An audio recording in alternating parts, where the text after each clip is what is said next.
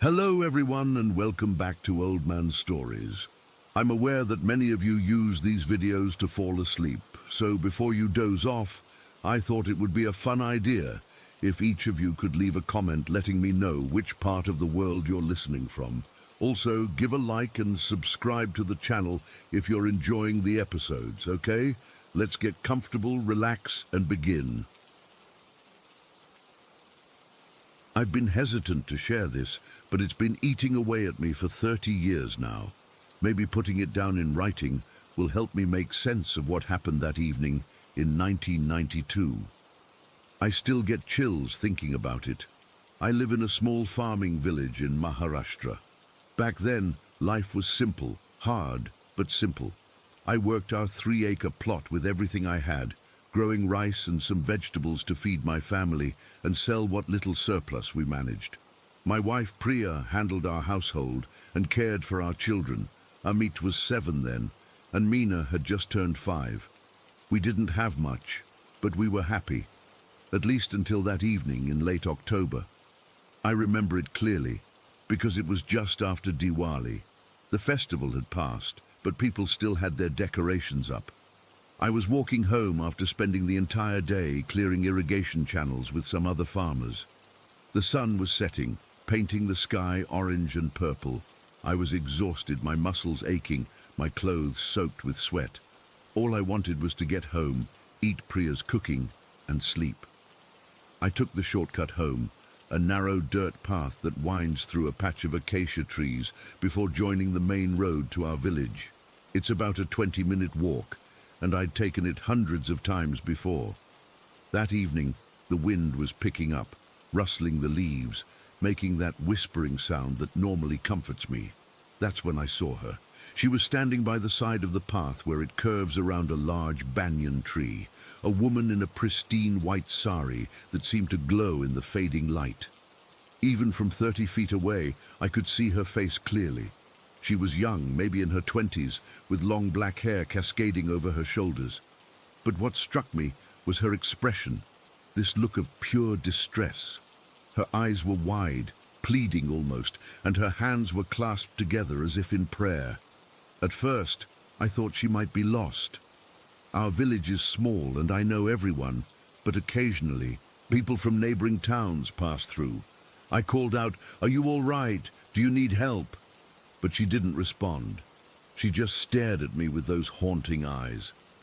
I approached slowly, thinking maybe she was injured or couldn't speak. But as I got within 10 feet of her, something happened that I still can't explain. She simply vanished. Not like she ran away or stepped behind the tree. One moment she was there, solid as you or me, and the next, nothing. Just empty air where a human being had stood seconds before. I froze. A cold chill ran down my spine despite the evening heat. I rubbed my eyes, thinking exhaustion was playing tricks on me. I even walked to the spot where she'd been standing and found nothing, not a footprint, not a disturbance in the dust, nothing to suggest anyone had been there at all. I hurried home after that, my heart pounding. When I got there, Priya was finishing dinner preparation and the kids were playing some game with stones on the floor. The normalcy of it all calmed me down a bit. When I told Priya what I'd seen, she looked concerned but not alarmed. "You've been working too hard," she said, pressing her palm against my forehead to check for fever. 16 hours in the fields today? Your eyes are playing tricks, that's all." I wanted to believe her. I really did. That night, I fell into bed and slept heavily, not even waking when Amit had a coughing fit around midnight. Priya told me about it the next morning. For a few days, everything seemed normal, and I started to think Priya was right. But then, things began to change in our home. It started with small things I could easily dismiss. I'd be working in our small vegetable garden behind the house and suddenly feel like someone was watching me. I'd turn around expecting to see Priya or one of the kids, but there would be nobody there, or I'd think I heard someone calling my name from inside the house. But when I went to check, everyone was busy with their own tasks, and nobody had called for me. About a week after my encounter on the path, Mina started refusing to sleep in her bed. She insisted on sleeping between Priya and me on our charpoy. When we asked why, she said there was a shadow lady who stood in the corner of their room at night, just watching. Kids have vivid imaginations, so we didn't think much of it at first. But then, Amit started seeing her too. "She stands there all night," he told me one morning, pointing to the corner where the walls meet near their sleeping mats. "She doesn't do anything. She just watches us, and sometimes she cries really quietly." I felt that same chill I'd experienced on the path. I asked him what she looked like, and his description matched exactly what I'd seen: a young woman in a white sari with long black hair. Still, I tried to rationalize it all. Maybe I'd described the woman to Priya in more detail than I remembered, and the kids had overheard. Maybe they were feeding off each other's imaginations. But then the cold spots appeared in our house. Our home is a simple structure: mud walls, thatched roof, 3 small rooms. Maharashtra gets hot, especially before the monsoon, so cold is usually welcome. But these weren't normal cool spots. You could walk through our main room and suddenly hit a pocket of air so cold it made your teeth chatter, even when it was 95 degrees outside. And these cold spots moved around the house, never staying in the same place for long. Priya noticed it too. She stopped dismissing my concerns and started keeping the children closer to her. She hung garlic strings in the doorways, an old superstition her grandmother had taught her. It didn't help. The whispers grew louder. I'd wake up in the middle of the night, certain someone had called my name clearly, right next to my ear. Priya would be fast asleep beside me, the children too. Sometimes I'd hear a woman softly crying from empty rooms. Things we put down would move to different places. Nothing dramatic. A cooking pot placed on the shelf would be found on the floor in the morning. The small statue of Ganesh we kept on our small puja altar would be turned to face the wall instead of outward. After 3 weeks of this, we were all on edge. Priya had dark circles under her eyes from lack of sleep. The children were irritable and clingy. I found myself dreading the walk home, taking the long way around to avoid the spot where I'd first seen the woman. Then came that night, the night everything culminated. It was around 7 in the evening. We were having our dinner, simple rice and dal with some pickled vegetables. Amit was complaining about something a boy had said to him at the village well. Mina was playing with her food instead of eating it, and Priya was gently scolding her. Normal family dinner sounds filled our small home: the clink of metal thalis, the scrape of spoons, our voices. And then, all at once, silence fell. Not the natural quiet that happens when everyone happens to stop talking at the same time. This was different. It was like someone had physically pressed a heavy blanket over all sound. I could see Priya's mouth moving as she said something to Mina, but I couldn't hear a single word. The air changed too. It became thick, almost difficult to breathe, like trying to inhale through a wet cloth. And cold. Gods, the cold. It descended on us like we'd suddenly been plunged into an ice bath. I could see my own breath coming out in white puffs, and the children's lips turned bluish. Our oil lamp, which had been burning steadily on the low table, began to flicker wildly, casting frantic shadows across the walls. The shadows seemed to move independently of the flame, stretching and contracting in ways that defied explanation. And then the feeling came. This overwhelming sense of being watched, of another presence filling our home. Not just watching, but pressing in on us from all sides. I felt a pressure on my chest like someone was sitting on it, making it hard to breathe. Mina started crying, but her sobs were muted in that strange silence. Amit's eyes were wide with terror as he pointed to the doorway that led to their sleeping area. She stood there, the woman in white, no longer the distressed figure I'd seen on the path. Now her face was contorted with anger, her hair floating around her head as if underwater, her white sari rippling without any breeze.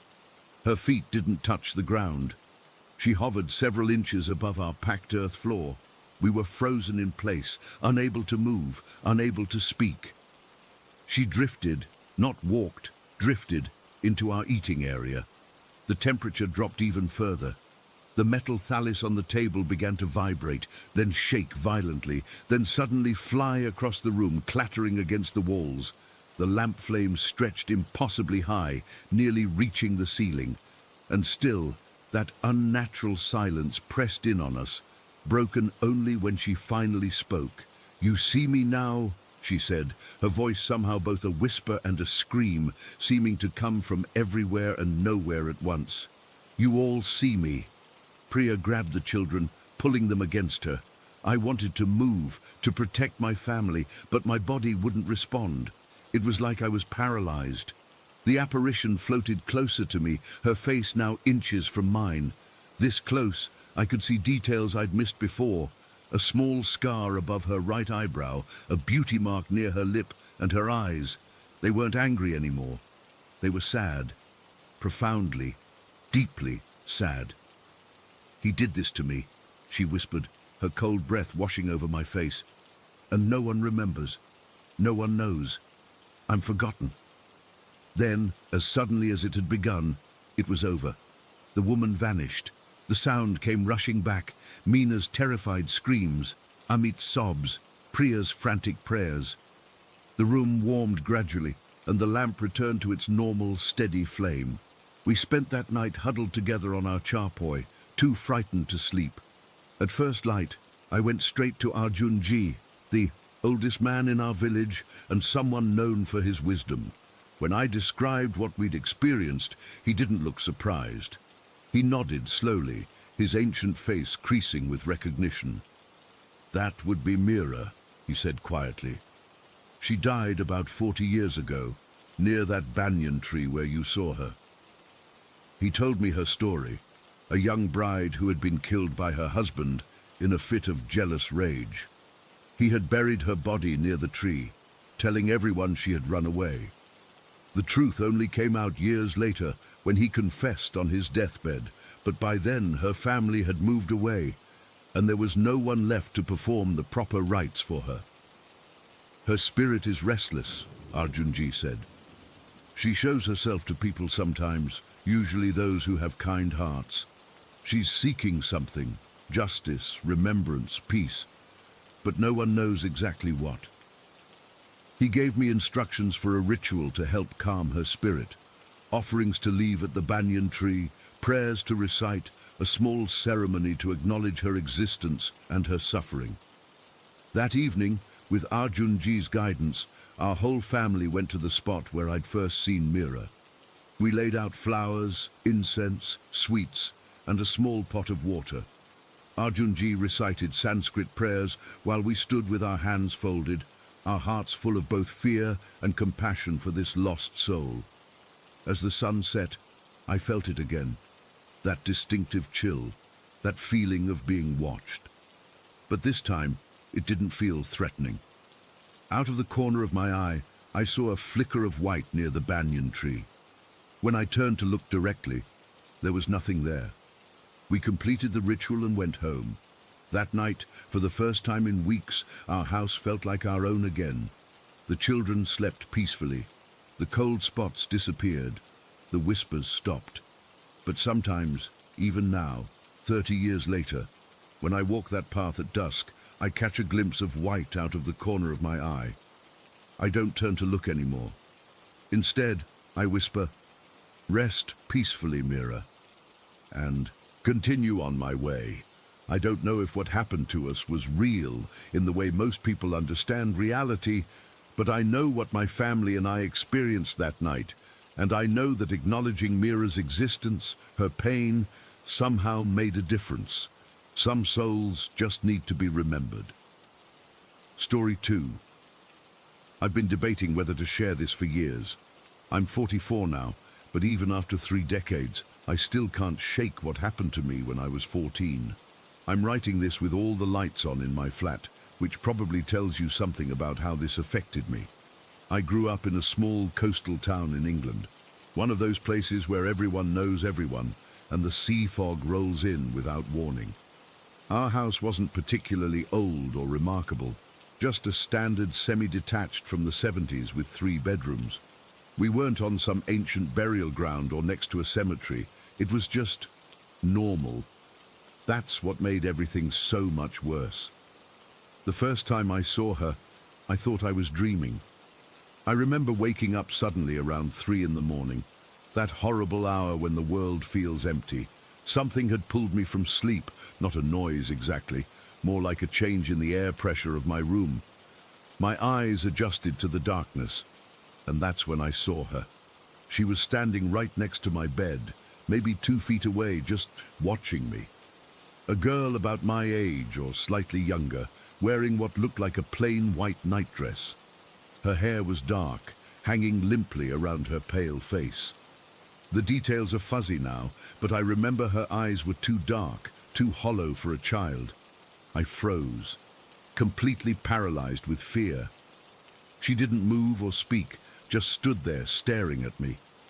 My bedside lamp was within reach, and after what felt like forever, I managed to stretch my arm past where she was standing to flick it on. The second the light came on, she was gone. Just gone. Not like she ran away or faded. She simply wasn't there anymore. I sat up all night with my lamp on, convinced if I turned it off, she'd return. The next day at school was torture. I could barely keep my eyes open, and my maths teacher screamed at me for falling asleep during a test. But I couldn't tell anyone what happened. Who would believe me? I thought maybe it was just a weird one-off nightmare. But 3 nights later she was back. Same position, same dress, same silent staring. This time I reached for the lamp faster, and again she vanished with the light. This pattern continued for months. Sometimes she'd appear 2 nights in a row. Sometimes there'd be a break of a week or more when I'd start to convince myself it had all been in my head. Then I'd wake up, and there she'd be again. I started developing insomnia. I'd fight sleep until I literally passed out from exhaustion around dawn, when it felt safer somehow. My school grades tanked. My parents thought I was just being a typical moody teenager, staying up all night for no reason. I couldn't tell them. I'd tried once before when I was 12 and complained that my bed sometimes moved at night, little jerking motions that woke me up. They'd laughed it off, said it was just my growing body making me restless in my sleep. The worst nights weren't even when I could see her. Sometimes I'd wake up and just know she was in the room with me, even though I couldn't see her. The air would feel thick and cold, and I'd hear these soft footsteps in the corner of my bedroom, or the sound of fabric rustling near my wardrobe. Those nights were almost worse because my imagination would run wild. Then there was the voice. God, the voice still makes my skin crawl when I think about it. I'd sometimes hear a girl whispering from the hallway outside my bedroom. She'd call my name, Emily, in this sing-song voice that sounded friendly but wrong somehow, like someone trying to mimic kindness without understanding it. Emily, come outside. Emily, I want to show you something. I never did, not once. Something deep inside me knew that opening that door would be the worst mistake I could ever make. I'd pull my duvet over my head and whisper to myself until the voice stopped. The scariest nights of all were when the lamp wouldn't work. I'd wake up, see her standing there, and frantically hit the switch. Nothing. I'd try again and again. Sometimes the bulb would flicker weakly, but not turn on. On those nights, she'd stay longer, sometimes moving slightly closer to my bed. Once, I swear her hand reached out toward me, inches from my face, before I managed to get the lamp working on the 4th or 5th try. After one of these episodes, I examined the lamp in daylight. Nothing was wrong with it. The bulb was fine, the plug secure. It worked perfectly every time I tested it. There was one specific night I'll never forget. It was the middle of winter, storming outside. I woke up to find her standing at the foot of my bed rather than her usual spot beside it. She looked different. wetter somehow, like she'd been out in the rain. Water seemed to drip from her dress onto my bedroom carpet, but when I checked the next morning, the floor was completely dry. That night, when I hit the lamp switch, nothing happened. I tried again. Nothing. The panic I felt was suffocating. She started to move around the bed toward me, and I swear the temperature dropped so low I could see my breath. I was literally crying, hitting that switch over and over when finally it came on. But before she disappeared, I swear she smiled at me. Not a friendly smile, the kind of smile that makes you understand what prey feels like. I didn't sleep again for 2 days after that. My parents eventually took me to the doctor because I was constantly exhausted. They gave me sleeping pills, which just made everything worse, because then I couldn't wake up properly when she appeared. I'd be half-conscious, unable to move, watching her through drugged eyes. I flushed the rest of the pills down the toilet and told my parents they were helping. The house itself wasn't necessarily creepy during the day. It was just an ordinary home. But as darkness fell, things would change. The hallway outside my room always felt colder than the rest of the house. Sometimes I'd catch glimpses of movement from the corner of my eye, just a flash of white disappearing around a corner or through a doorway. My bedroom was at the end of the hallway on the second floor, with a window overlooking our back garden. Sometimes I'd see a small figure standing in the garden at night, looking up at my window. Just standing there, perfectly still. Sometimes for hours. I'd close my curtains and hide under my covers. The worst part was that these experiences felt so isolating. I was a teenager in the 90s, no internet forums to search for answers, no communities of people sharing similar stories. Just me, alone, thinking I was either being haunted or losing my mind. Neither option was comforting. When I turned 16, we moved house because Dad got a new job in another town. I was so relieved I actually cried when they told me, though I played it cool in front of my parents. The night before we left, I stayed at a friend's house. I couldn't bear the thought of one final night with her. University was a blessing. Sharing rooms with flatmates meant I was never alone at night. I'd occasionally wake up with that same feeling of being watched. But it was fleeting, easily dismissed in the comfort of having other people nearby. Now, at 44, living alone in my own flat, I sometimes wonder if it was all just an elaborate series of night terrors or sleep paralysis. That's what the rational part of my brain wants to believe. But if it was just dreams, why did it all happen in that specific house? Why did over half the incidents happen in that one bedroom? And why could I move during these episodes reaching for the lamp switch? Sleep paralysis isn't supposed to work that way. I've had a few minor experiences as an adult, waking up with that same feeling of a presence, or thinking I see a figure in white from the corner of my eye. But they're rare and brief, easily attributed to dreams or that weird state between sleeping and waking. Last year, curiosity got the better of me, and I drove back to that coastal town. I found our old house, new paint, new windows, but essentially the same. I sat in my car across the street for nearly an hour, wondering about the family living there now. Did they have a teenage daughter? Did she sleep in my old room? Was she afraid of the dark? I couldn't bring myself to knock on the door.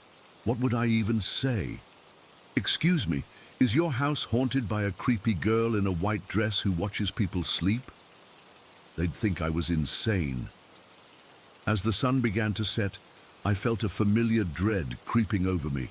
I started my car and drove away before darkness fell completely. Some part of me was afraid that if I stayed, I might see a pale face watching me from my old bedroom window. I still sleep with a light on. Not a main light.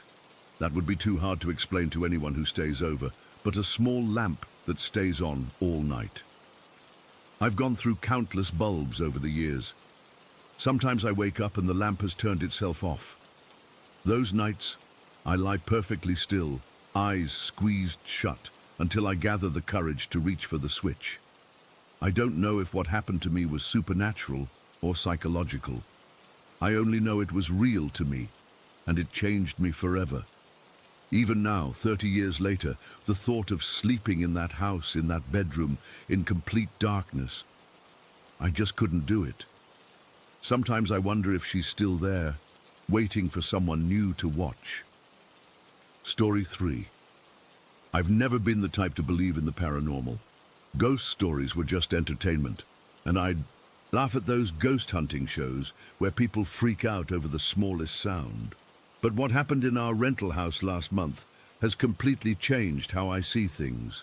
I'm still trying to make sense of it, and honestly, I haven't had a decent night's sleep since. My husband Jack and I had only been married for 3 months when this happened.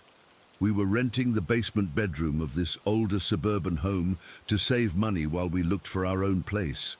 It wasn't fancy, but it was spacious enough with our own bathroom, and we shared the kitchen upstairs with our roommate, Colin. The setup worked fine. Colin was barely home anyway because of his work schedule. The night it started was completely ordinary. It was a Tuesday, and I remember because Jack and I had both been complaining about how slow the work week was going. We'd had dinner, watched some Netflix, and headed down to our bedroom around 10:30. Our routine was always the same. I'd wash my face, brush my teeth, Jack would set his alarm for work, and we'd scroll through our phones for a bit before sleeping. That night, I was sitting up in bed scrolling through Instagram while Jack was in the bathroom. The house was quiet except for the hum of our small bedside fan. Then I heard it. 3 distinct knocks on our bedroom door. Knock, knock, knock. It was Colin's signature knock, the exact rhythm he always used when he needed to borrow something or tell us something. "Come in," I called out, not looking up from my phone. Nothing happened. No door opening, no response. "Colin?" I called a bit louder, thinking maybe he hadn't heard me. Still nothing. Slightly annoyed, I got up and opened the door myself. The hallway was completely empty. Just the dim nightlight at the end of the hall casting shadows against the wall. I stuck my head out and looked toward the stairs. "Colin, did you just knock?" I called up, but the house was silent. Jack came out of the bathroom. "What's up?" I could have sworn. "Colin just knocked on our door, but no one's there," I said, still peering into the empty hallway. Jack laughed. "Maybe it's our ghost roommate." I rolled my eyes and closed the door. "Very funny. I probably just heard the house settling or something." We got into bed, turned off the lights, and I started to drift off. Jack falls asleep instantly. It's actually irritating how quickly he can do that. But I always take longer. I was in that hazy state between wakefulness and sleep when I heard it again. Knock, knock, knock. The exact same pattern, the exact same volume. My eyes snapped open and I sat bolt upright. Jack was dead asleep beside me, his breathing slow and steady. I shook him awake. "Jack, someone's knocking again." He groaned and rubbed his eyes. "What time is it?" I glanced at my phone. 11:15. We both listened, and for a few moments there was nothing. Then, just as Jack was about to lie back down, knock, knock, knock, clear as day. "That's not the house settling," Jack said, now fully awake. He got up and flipped on the light, then went to the door. I followed close behind him, my heart thumping in my chest. Jack yanked the door open quickly, like he was trying to catch someone in the act. Again, the hallway was empty. We both walked out and checked around, even went upstairs to see if Colin was there, but the living room and kitchen were dark and empty. "His shoes aren't by the door," Jack noted. "I don't think he's home." We went back downstairs, both feeling uneasy. "It's an old house," Jack reasoned. "Probably just pipes or the wood contracting." I nodded, willing myself to believe that explanation. We went back to bed, turned the light off, and tried to go back to sleep. I couldn't relax, though. I kept listening for the knocking, almost expecting it. About 30 minutes later, it came again, but different this time. Knock, knock, knock, knock, knock, 5 knocks in a different pattern. I instantly grabbed Jack's arm, digging my nails in without realizing it. "Ow!" What? It happened again, but different this time. 5 knocks in a weird pattern. Jack sighed and sat up, reaching for the lamp. As soon as the light came on, we both froze. There it was again, but now a fast succession. Knock, knock, knock. My stomach dropped. Jack, that's not pipes.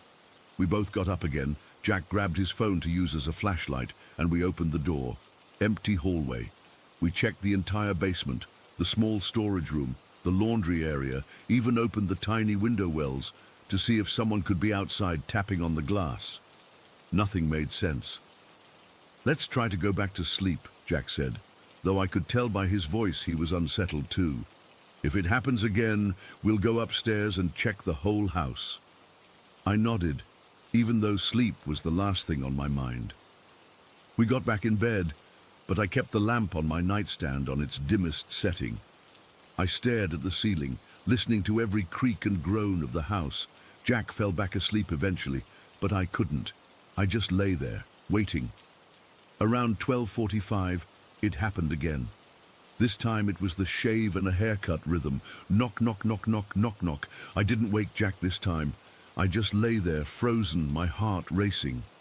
The knocking stopped, and I slowly began to relax, telling myself I was being ridiculous. Maybe it was just the wind making something tap against the house, or the water heater, or... A louder, more insistent knock made me flinch.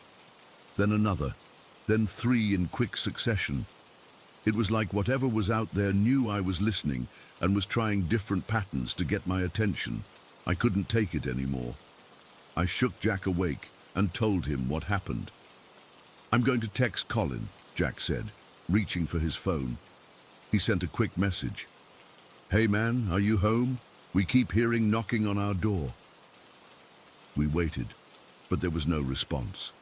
It was nearly 1 in the morning by this point, so he might have been asleep or out. The knocking had stopped for the moment, but I felt sick with anxiety, waiting for it to start again. "I can't sleep like this," I whispered. "What if someone's in the house?" Jack got up, determination on his face. "I'm going to check the whole house, including outside. Stay here and lock the door behind me." I grabbed his arm. No way am I staying alone in here. So we both went, checking every room, closet and corner of the house. All the doors and windows were locked. Colin's bedroom door was open, his bed empty and made. His car wasn't in the driveway. The house was secure and empty except for us. We went back to our room, both exhausted and confused. It was nearly 1:30 by now. We left the hall light on and our bedroom door cracked open, thinking maybe the knocking was some weird acoustical thing happening with the door being fully closed. I must have finally fallen asleep from sheer exhaustion, because the next thing I knew, I was jolting awake to a knock followed by a male voice saying, "Hey!" It was so clear, so unmistakably a human voice, right outside our door. I sat up, gasping. The digital clock on my nightstand read 3:17 a.m. Jack was still asleep beside me. "Jack!" I whispered urgently, shaking him. "Jack, wake up!" He stirred slowly. "What's wrong?" "Someone said, 'Hey,' right outside our door. I heard it clear as day." Jack was immediately alert. He grabbed his phone as a flashlight again and went to the door. I followed right behind him, clutching the back of his t-shirt. The hallway was still empty, still silent. The hall light we'd left on was still burning. "Hello?" Jack called out, his voice echoing slightly in the empty house. No response. We checked the house again, room by room, still empty, still locked up tight, still no sign of Colin. "I heard a voice, Jack," I insisted when we got back to our room. "I wasn't dreaming. Someone said, 'Hey,' right outside our door." Jack looked pale in the dim light. "I believe, and you," he said simply. We sat up in bed with the lights on for a while, too wired to sleep.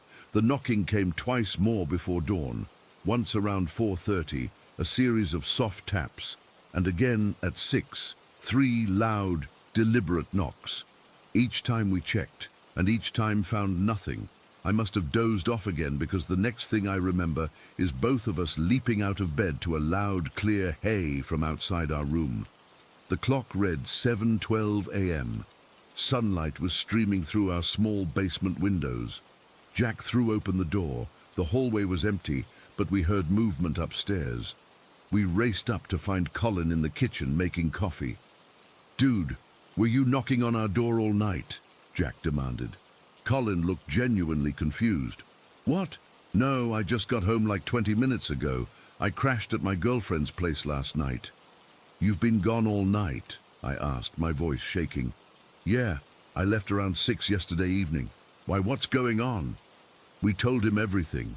The knocking, the voice, our searches of the house. Colin looked as disturbed as we felt. "That's messed up," he said finally. "This house is old, but I've never heard anything like that before." Over the next few days, we tried to find logical explanations. We sat up listening for pipes, for the furnace cycling on and off, for the water heater, anything that might explain the knocking. Nothing ever sounded remotely like what we'd heard. We checked outside for loose shutters or tree branches that might tap against the house. Nothing. The knocking never happened again after that night. It was like whatever it was had its fun with us for one night and moved on. But sometimes, when I'm home alone or when I'm just about to fall asleep, I swear I can hear the faintest tap on our bedroom door. And I'll never forget that voice, that clear, unmistakable hey that came from nothing and no one. I don't know what was in our house that night. I don't know if I want to know.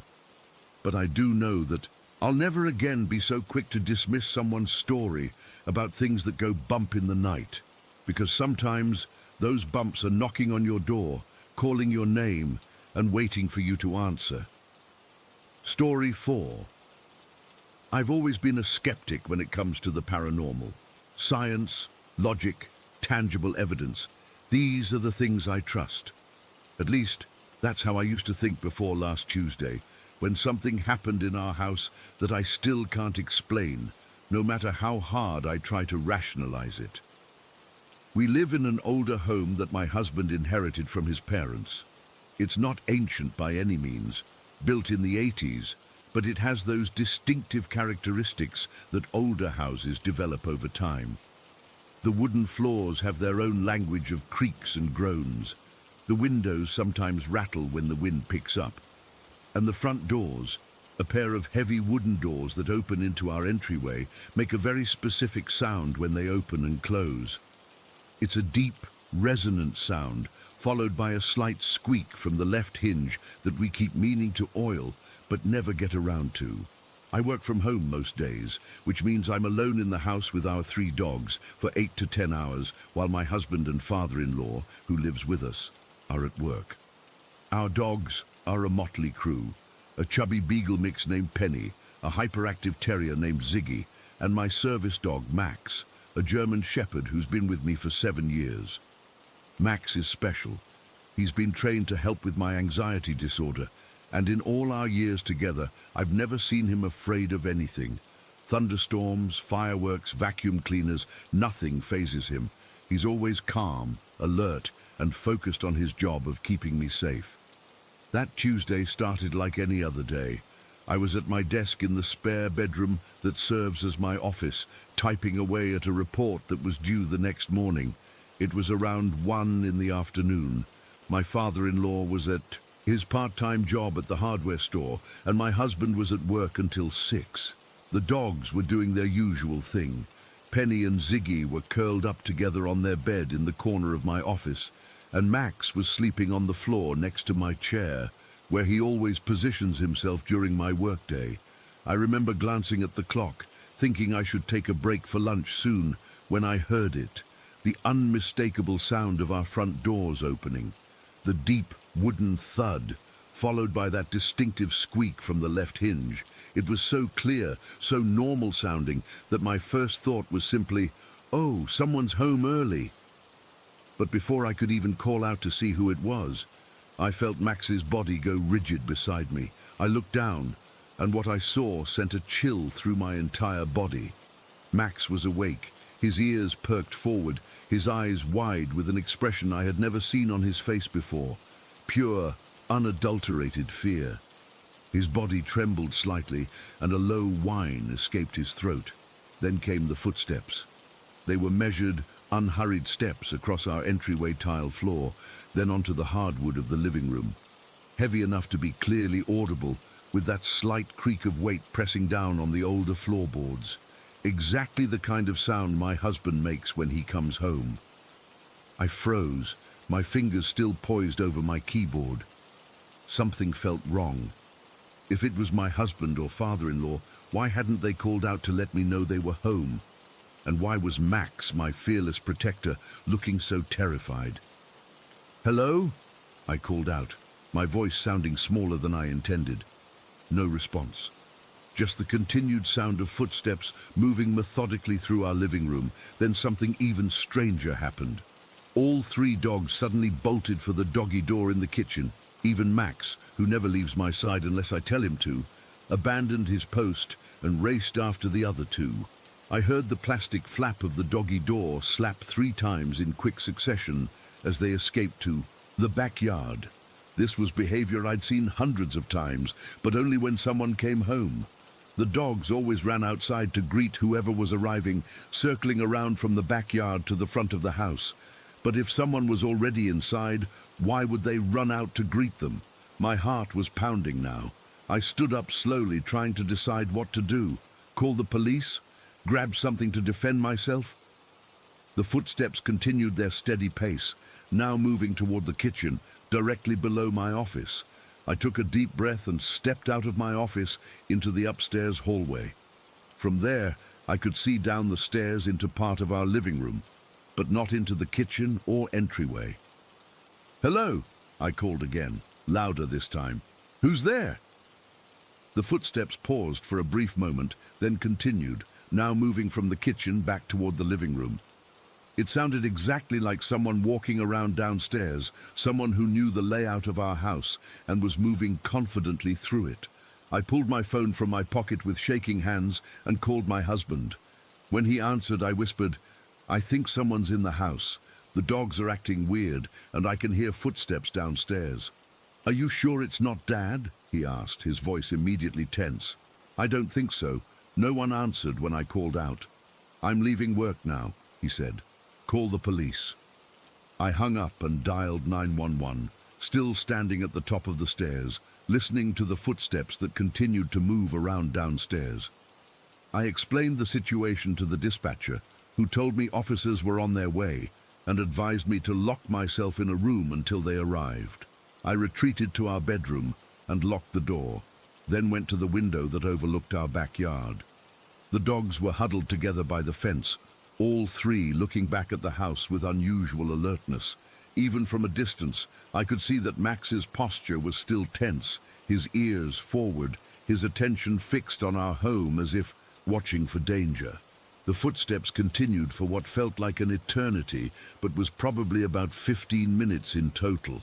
They never came upstairs, just moved between the living room, kitchen, and entryway, in a pattern that seemed almost routine, like someone going about their normal activities in those spaces. Then, abruptly, they stopped. I waited for the sound of the front doors opening and closing again, signaling that whoever, or whatever, had entered our home had left. But there was nothing, just silence. 5 minutes later, I heard sirens approaching, and soon after, my husband's car pulling into the driveway. I looked out the front window to see him talking with 2 police officers before they all entered the house together. "Clear," I heard one of the officers call after they'd checked the downstairs. When they reached the bedroom, I unlocked the door with trembling hands. My husband immediately pulled me into a hug while the officers continued to search the rest of the upstairs. "The house is secure, ma'am," one of the officers reported when they finished. "No signs of forced entry, no one inside besides yourself." "But I heard someone," I insisted. "The front doors opened. There were footsteps. The dogs heard it too. They ran outside like they always do when someone comes home." The officers exchanged that look I've come to recognize, the one that says they think I'm either mistaken or making things up. They checked the doors and windows, confirmed they were all locked, and took a report. But it was clear they believed this was a case of an anxious woman home alone, imagining things. After they left, my husband and I went outside to bring the dogs back in. They were still in the same spot, and when we approached, Max pressed himself against my legs, something he does when he's seeking reassurance, a behavior I'd rarely seen from him. As we walked back toward the house, Max became increasingly hesitant, pulling back on his leash as we approached the kitchen. Adieu. It took gentle coaxing and treats to get him to enter the house again.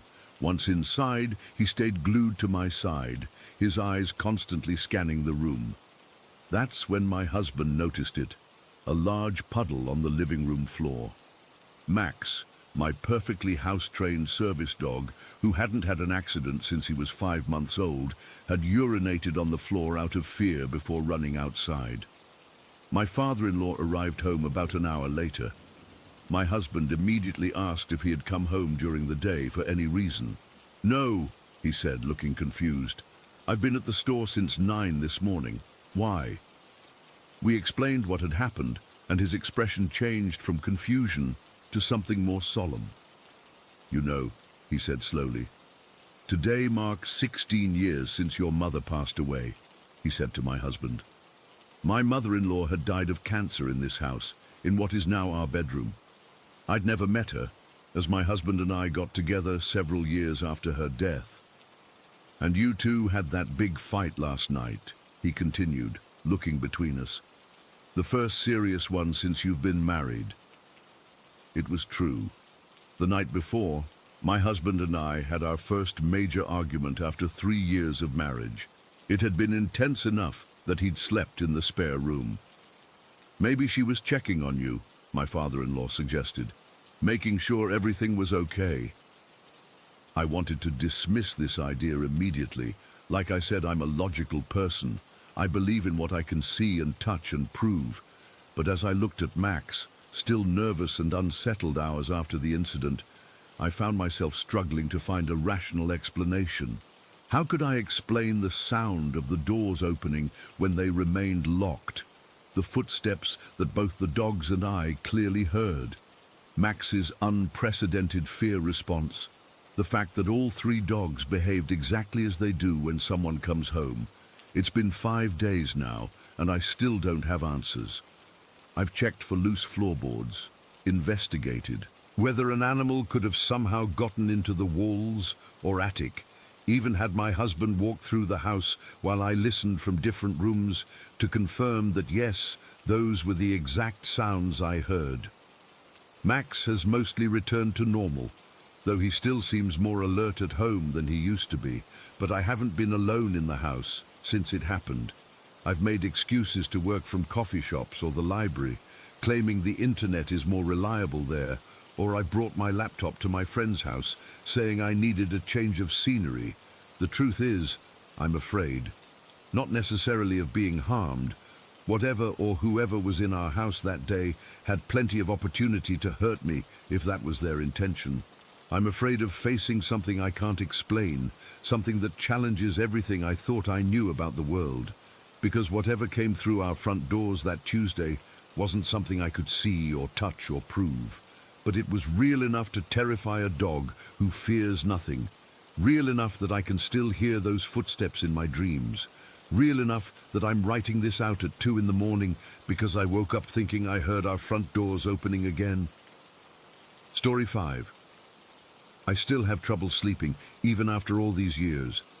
It's been 20 years since that night in that godforsaken little town, but the dreams still come sometimes.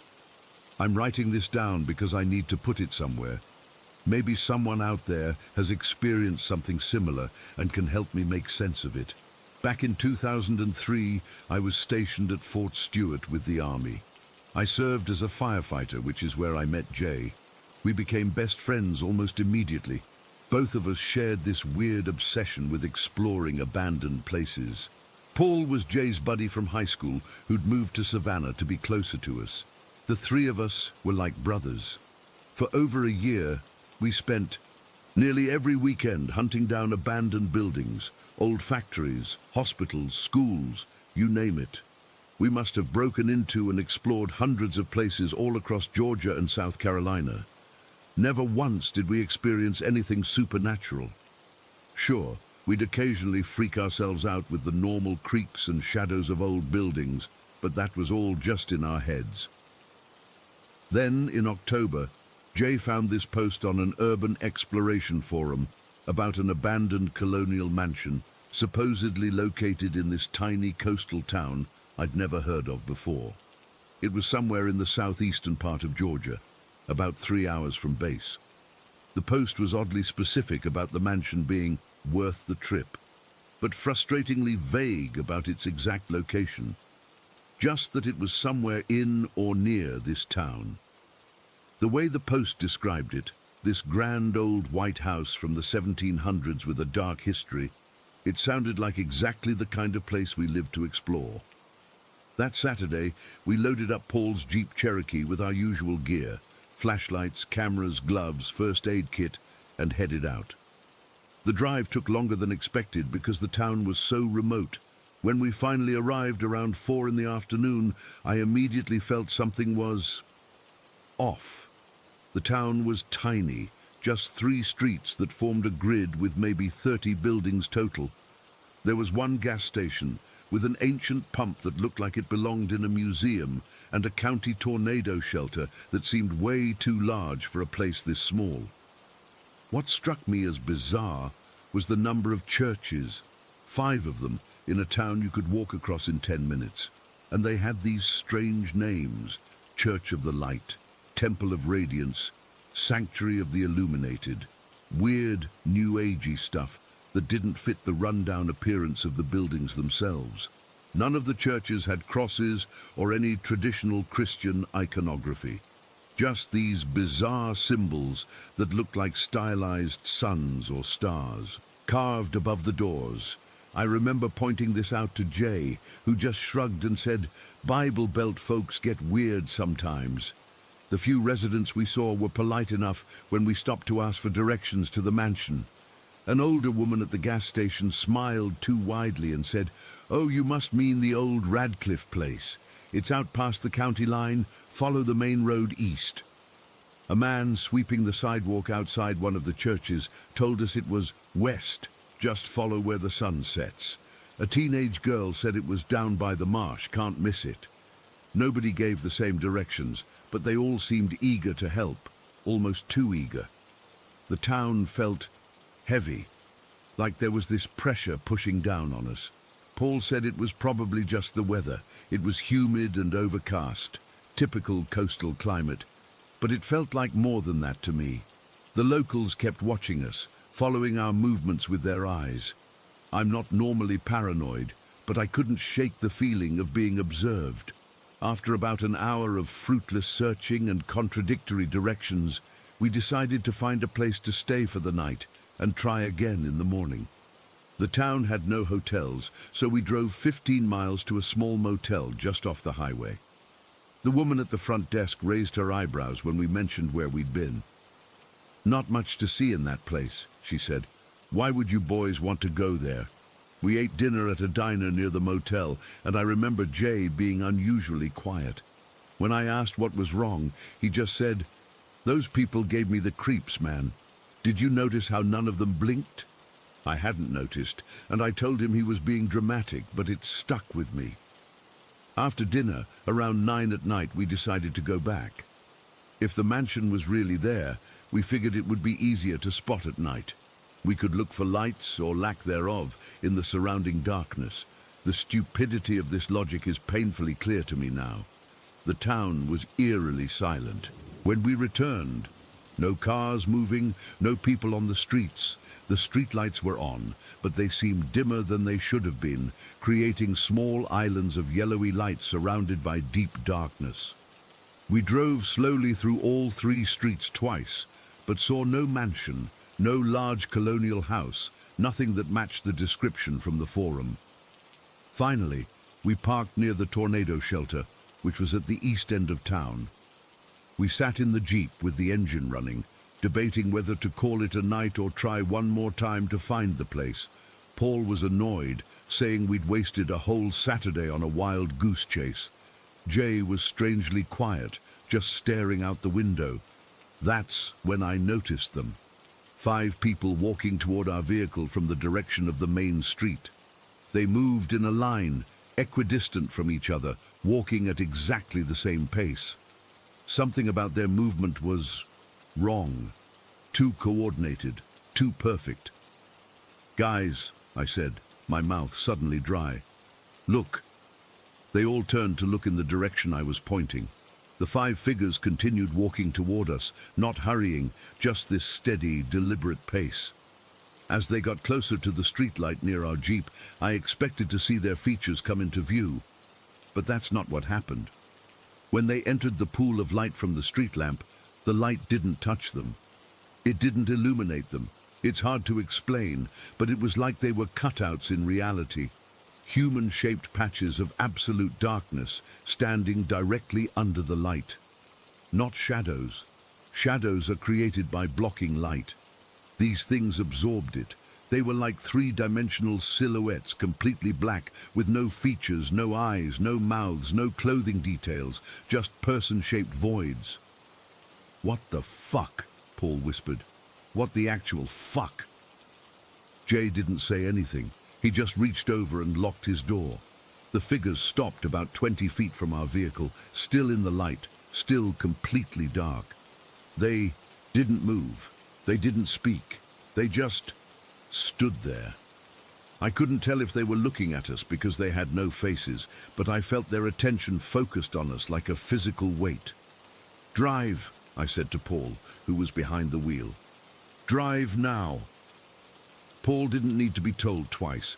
He threw the Jeep into reverse, backed up fast, then shifted and floored it. We tore out of that town doing 70, not slowing down until we hit the highway. None of us spoke for at least 10 minutes. When we finally did start talking, it was just fragments. "Did you see? What were they? How is that even?" We tried to rationalize it. Maybe it was some kind of town prank. Maybe it was a weird light effect or a shared hallucination. But deep down, we all knew what we'd seen wasn't natural. Those weren't people standing under that streetlight. The weird part is what happened after. For almost a year following that night, both Jay and I had the same recurring nightmare. We discovered this by accident when I mentioned my dream during a shift, and he went pale and described the exact same thing.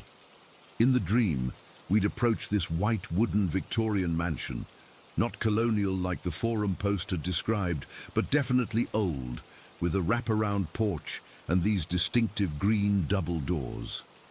The house would be standing alone in a clearing surrounded by oak trees draped with Spanish moss. In the dream, we'd walk up the steps to the porch, and one of the green doors would be slightly ajar. Beyond the door was nothing but darkness. Not the darkness of an unlit room, but a complete, perfect void. And every time in the dream, I'd feel this overwhelming certainty that I should not enter that house, that nothing good waited inside. But at the same time, I'd feel something pulling at me, beckoning me in. Something powerful and ancient that knew my name. I'd always wake up just as my dream self was about to step through the door. Paul never had the dreams.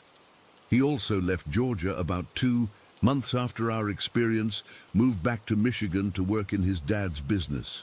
Jay and I stayed in touch after our army days ended, but we never went exploring again. He died 5 years ago, car accident on a rainy night.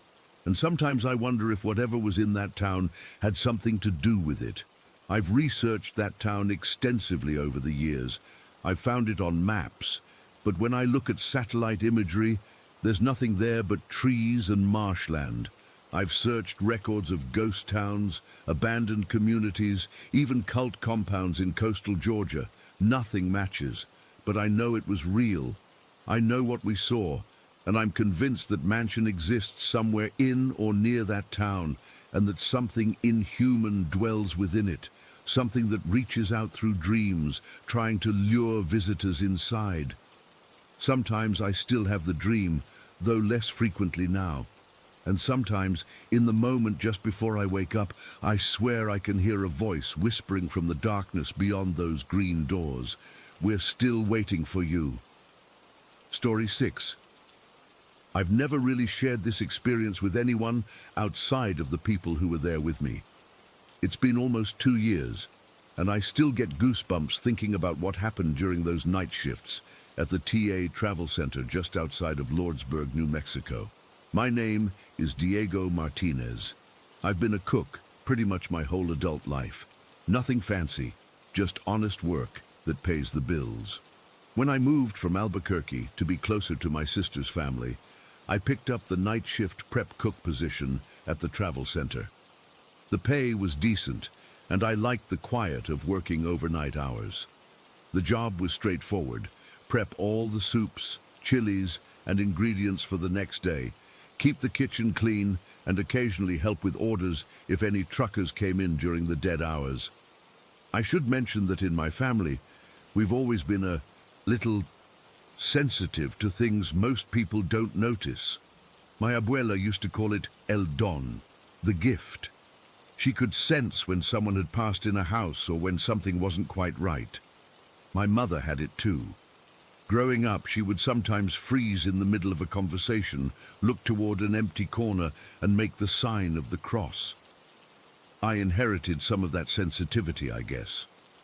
I always knew when something wasn't natural by the distinct ice-cold sensation that would travel down my spine, like someone dragging a frozen finger from my neck to my tailbone. The first incident happened during my third week on the job. It was around 2 in the morning, and I was chopping onions for the next day's soup. The kitchen was quiet, except for the hum of the refrigeration units and the rhythmic sound of my knife hitting the cutting board. Then, from the corner of my eye, I saw someone walk past me. I figured it was Miguel, the other night shift worker who usually handled the registers and store area, so I called out, "Hey, you need something from the kitchen?" No answer. When I turned to look, no one was there. But what stopped me cold was this figure I'd seen had walked to the corner of the kitchen and just stopped there. Then nothing, just gone. And right on cue, that ice-cold sensation slid down my spine. I knew instantly that whatever I'd seen wasn't a person. I tried to shake it off and focus on my work. I wasn't about to quit a decent-paying job over one weird experience. But the next night, it happened again. And the night after that. Always the same. A dark figure glimpsed from my peripheral vision, walking to the corner of the kitchen and vanishing when I turned to look directly at it. After about 2 weeks of this, I finally mentioned it to Lucia, one of the morning cooks who came in as my shift was ending. "You've seen it too." Her eyes widened when I described what had happened. "Diego, most of us have seen that. We just don't talk about it because we don't want to scare the new people." She went on to tell me that several employees had reported the exact same thing. A dark figure seen only from the corner of the eye, always moving to the same spot in the kitchen, always disappearing when directly observed. Some had quit because of it. Others, like Lucia, just accepted it as part of the job. "It's never hurt anyone," she assured me. "Just stay respectful, I guess." I kept seeing the figure occasionally over the next few months, but I tried to ignore it. I just focused harder on whatever I was doing whenever I caught that movement in my peripheral vision. Sometimes weeks would pass without an incident, and I'd think maybe it was gone for good. Then it would return, and that cold shiver would run down my spine again. But the figure wasn't the only strange thing happening at the travel center. I was responsible for preparing large pots of soup and chili that would be served the next day. This meant starting 5-gallon batches around 3 in the morning. I'd place the pots on the industrial burners, add the meat, vegetables and seasonings, then turn the burners on medium heat to let everything simmer while I worked on other prep. One night in November, I put a pot of beef and bean chili on to simmer. I clearly remember turning the burner on, seeing the blue flame, and adjusting it to the right height. I walked maybe 15 feet away to chop some peppers for the morning breakfast rush. When I returned 5 minutes later, the burner was off. Completely off. I figured I must have absent-mindedly turned it off, though I couldn't imagine why I would have done that.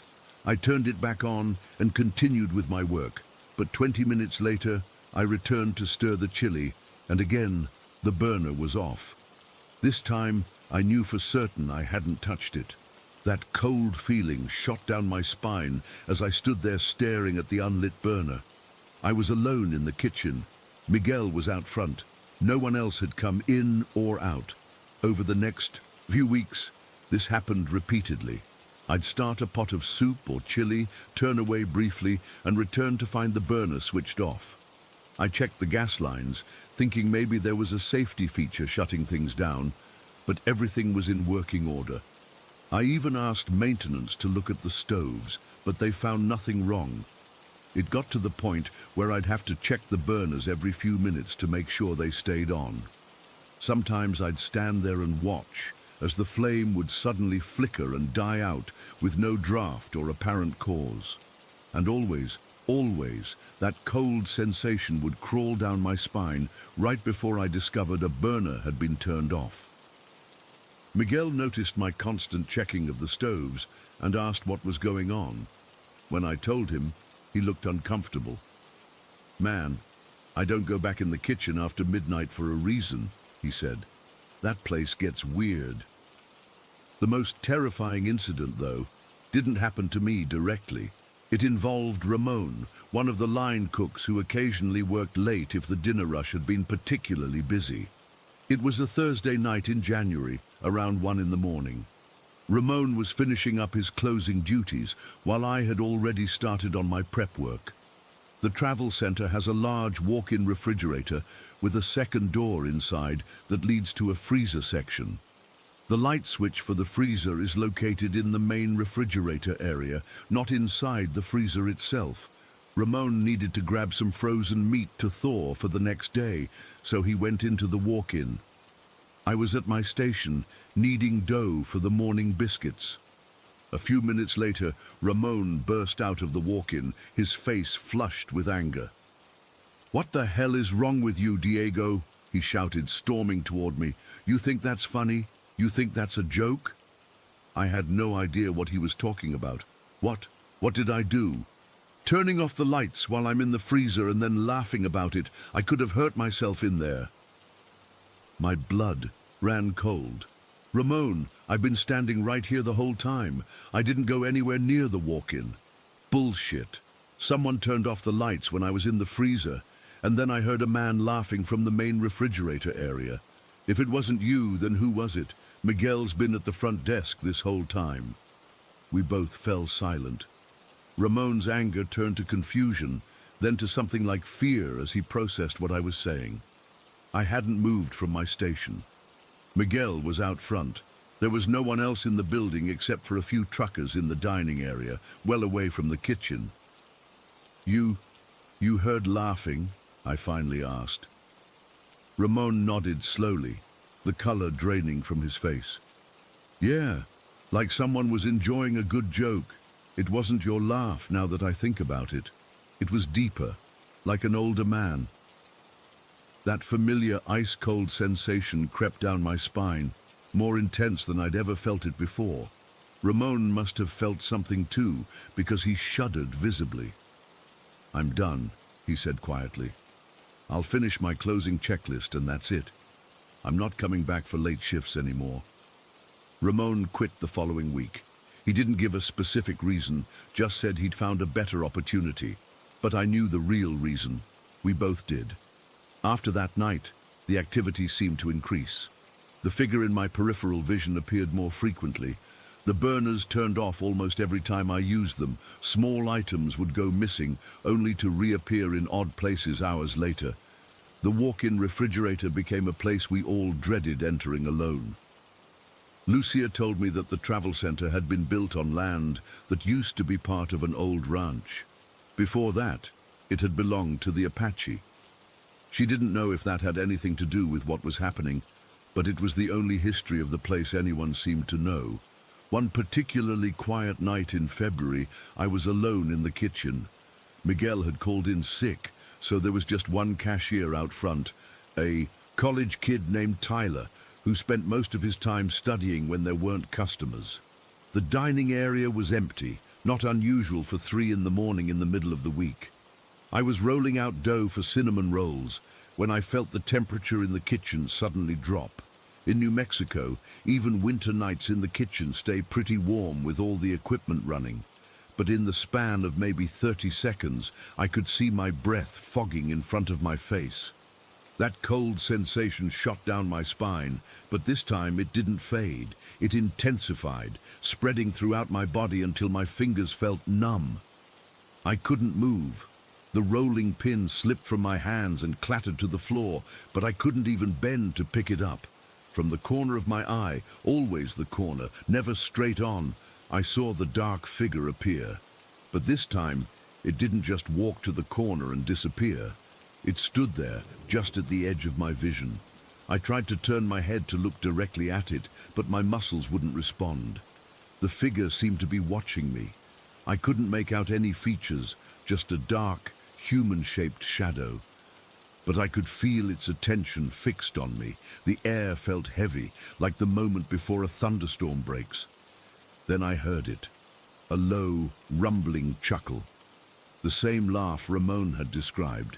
It started softly, then grew louder until it seemed to fill the entire kitchen. There was no warmth in that laugh, no humanity. It was the sound of something enjoying the fear it caused. The lights in the kitchen flickered once, twice, then went out completely. I was plunged into darkness, with only the faint emergency exit sign casting a dim red glow. The laughing stopped, but I could still feel the presence there, watching me in the darkness. I don't know how long I stood frozen in place. Maybe seconds, maybe minutes. Then, as suddenly as it had appeared, the presence was gone. The paralyzing cold released its grip on me, and I collapsed to my knees, gasping for breath. The lights flickered back on. Tyler came running into the kitchen. "Hey, you okay?" The power blipped out front too. Register restarted and everything. I couldn't tell him what had just happened. How could I explain that something was in the kitchen with us? That it had held me in place and laughed at my fear, that it was the same presence that had been playing games with all of us for months. I mumbled something about being startled by the sudden darkness and got back to work. But my hands wouldn't stop shaking for the rest of the shift. I quit 2 weeks later. I told my manager it was because I'd found a better opportunity closer to my sister's place, but the truth was I couldn't take another night in that kitchen. The cold finger down my spine, the dark figure always just out of sight, the laughter in the darkness. It had become too much. I still drive past that travel center sometimes. It looks so normal from the outside, just another stop for weary travelers. But I know what walks those floors at night, what waits in the corners of your vision, what turns off burners and laughs in the darkness. And sometimes even now, in the quiet hours before dawn, I wake up with that ice-cold sensation crawling down my spine, and I know it wasn't just the travel center.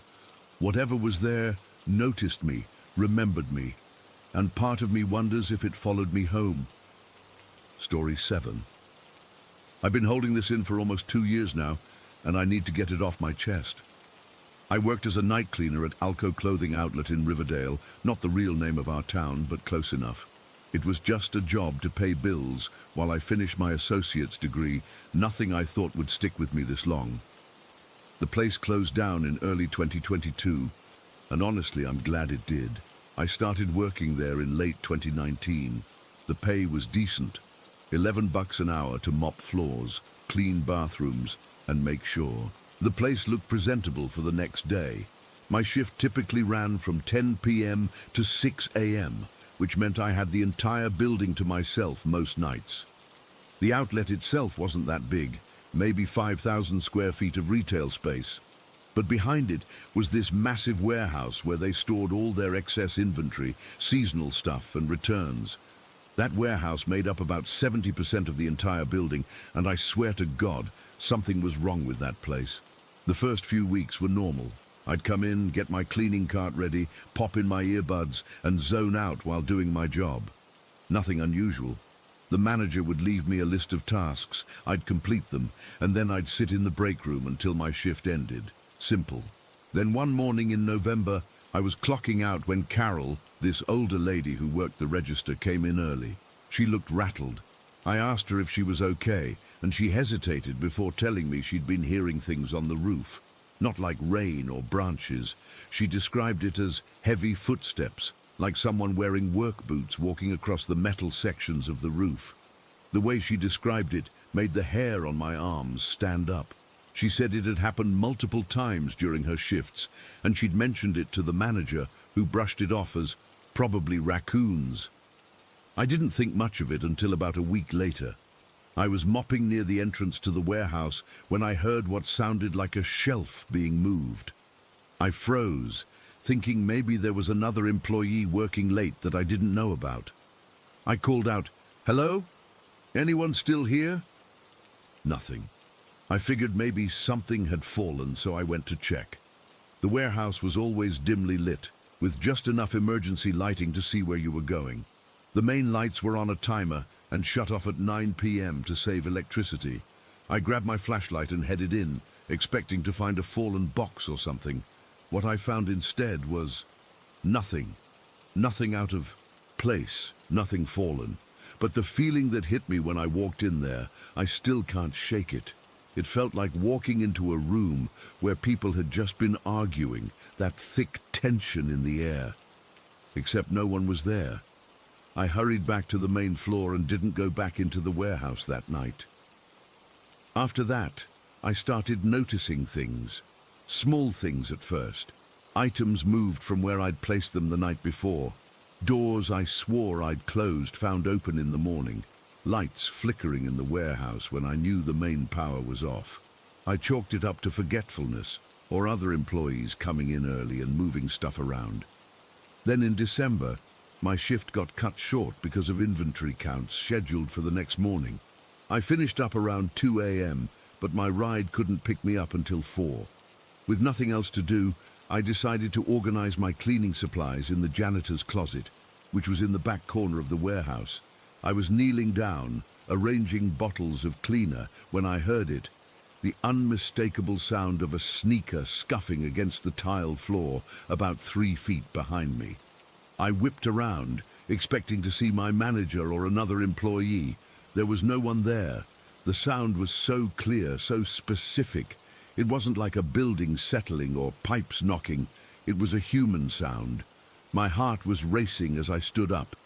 Then I remembered something that had happened a few weeks earlier in almost the same spot.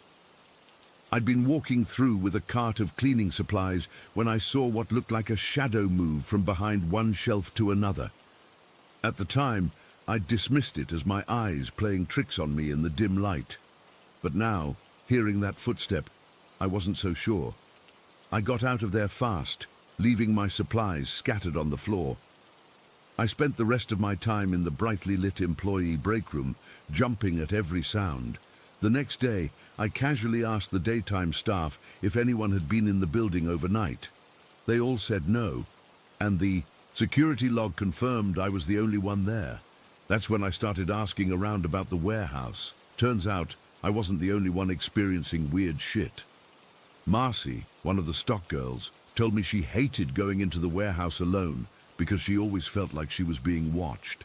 Dave, who'd worked there for 5 years, admitted he'd stopped using the bathroom near the warehouse entrance because he kept hearing knocking sounds coming from inside the wall.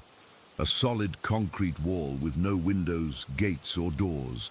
The knocking became a regular thing. Sometimes during my shift, I'd hear 3 distinct knocks coming from that wall separating the sales floor from the warehouse.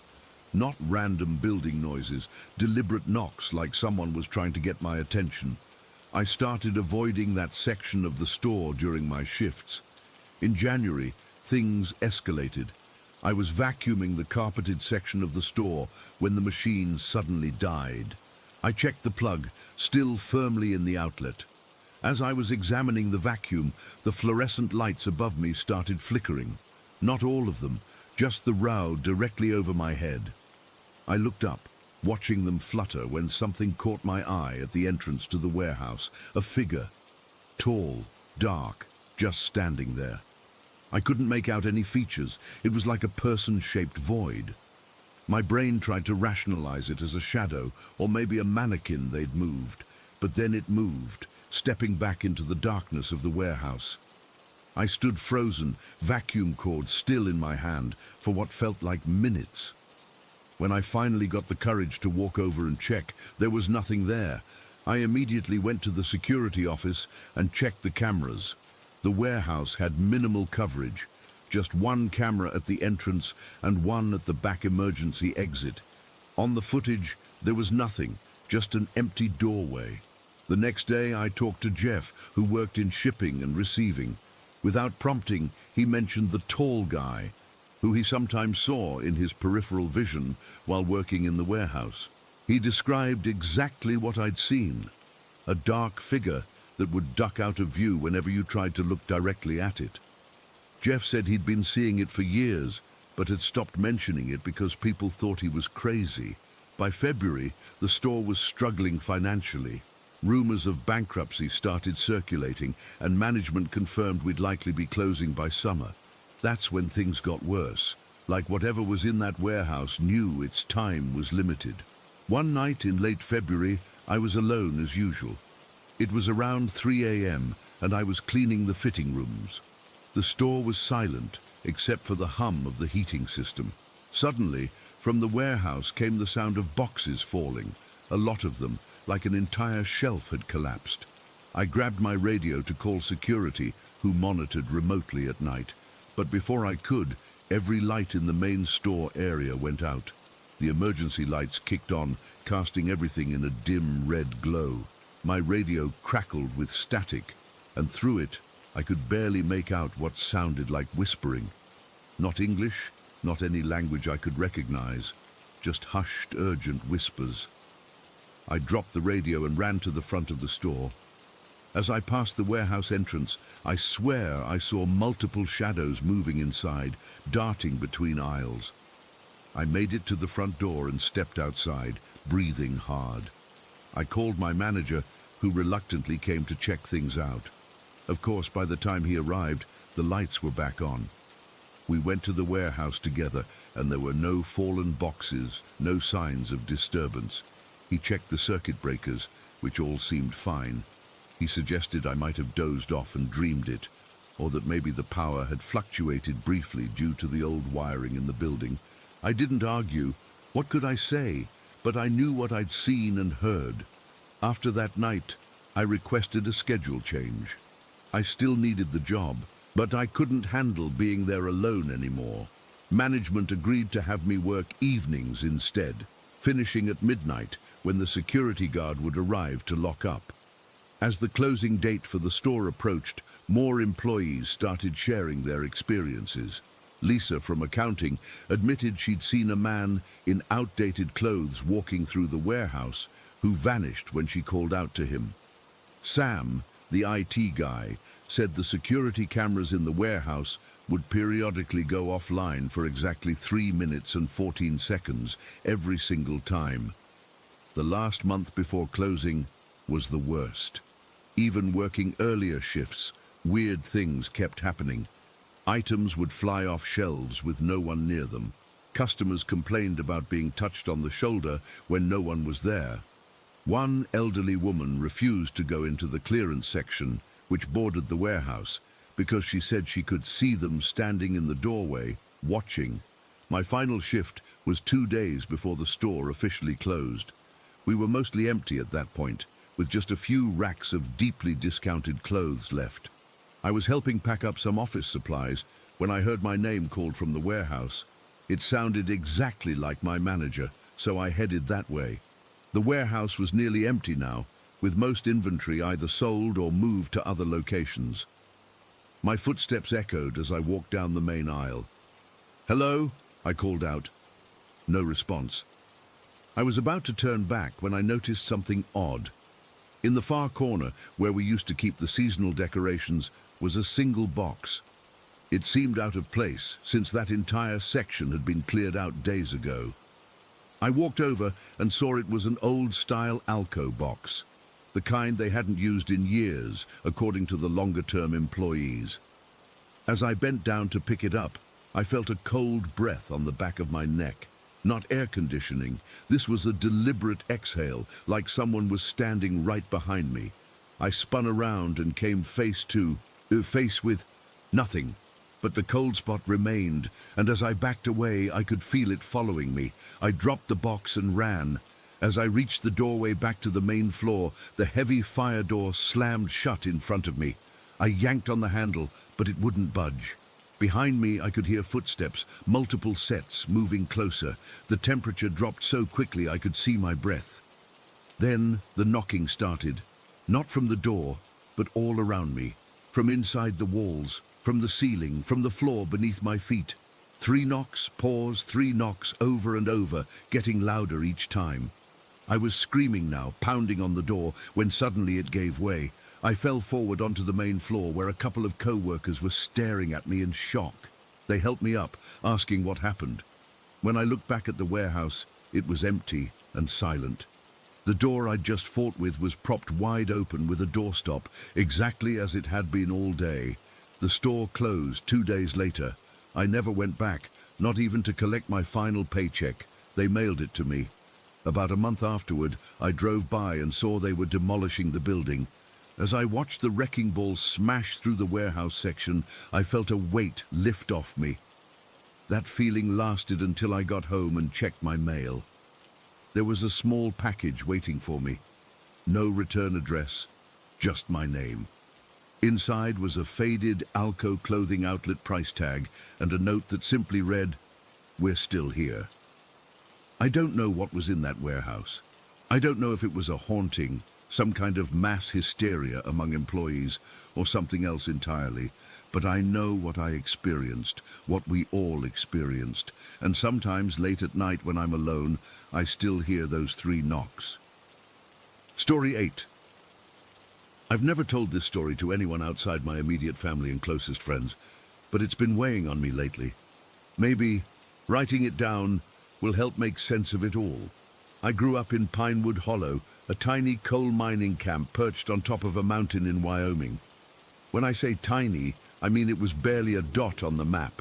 Just a handful of families who worked the mines, a small general store, and a whole lot of nothing else for miles around. Our home was a worn-down 1970s mobile home that creaked and groaned with every gust of wind that swept across the mountain. It was just me and my dad, Dale. Mom left when I was 3. Couldn't handle the isolation, Dad said. He worked long hours in the mines while I spent most of my childhood exploring the abandoned buildings scattered around our little community. I was that weird kid who befriended all the stray cats that lived in those forgotten places. By the time I was 8, I had a small army of semi-feral cats that would come running when I called. Dad never allowed them inside, though. "They belong outdoors, Lily," he'd say whenever I begged to bring one home. The first time I saw the black cat, I was curled up on my bed with my Game Boy, trying to finish a battle in Pokemon before the batteries died. It was late autumn in 1989, right when the mountain nights get so cold you can see your breath even indoors. Our heater was busted again, so I had a kerosene lamp on my nightstand for both light and a bit of warmth.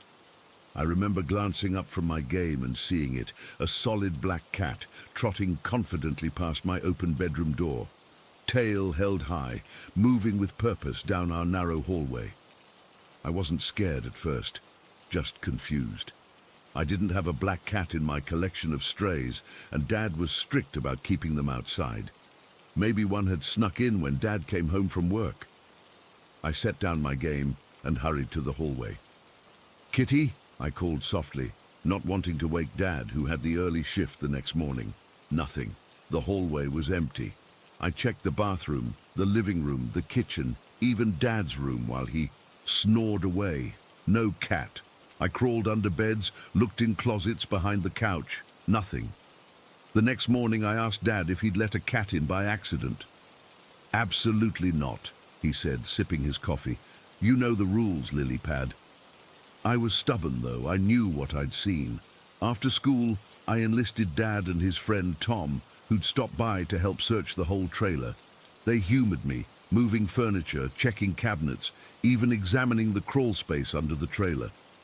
We spent a good hour and a half turning the place upside down. No black cat, not even a single black hair.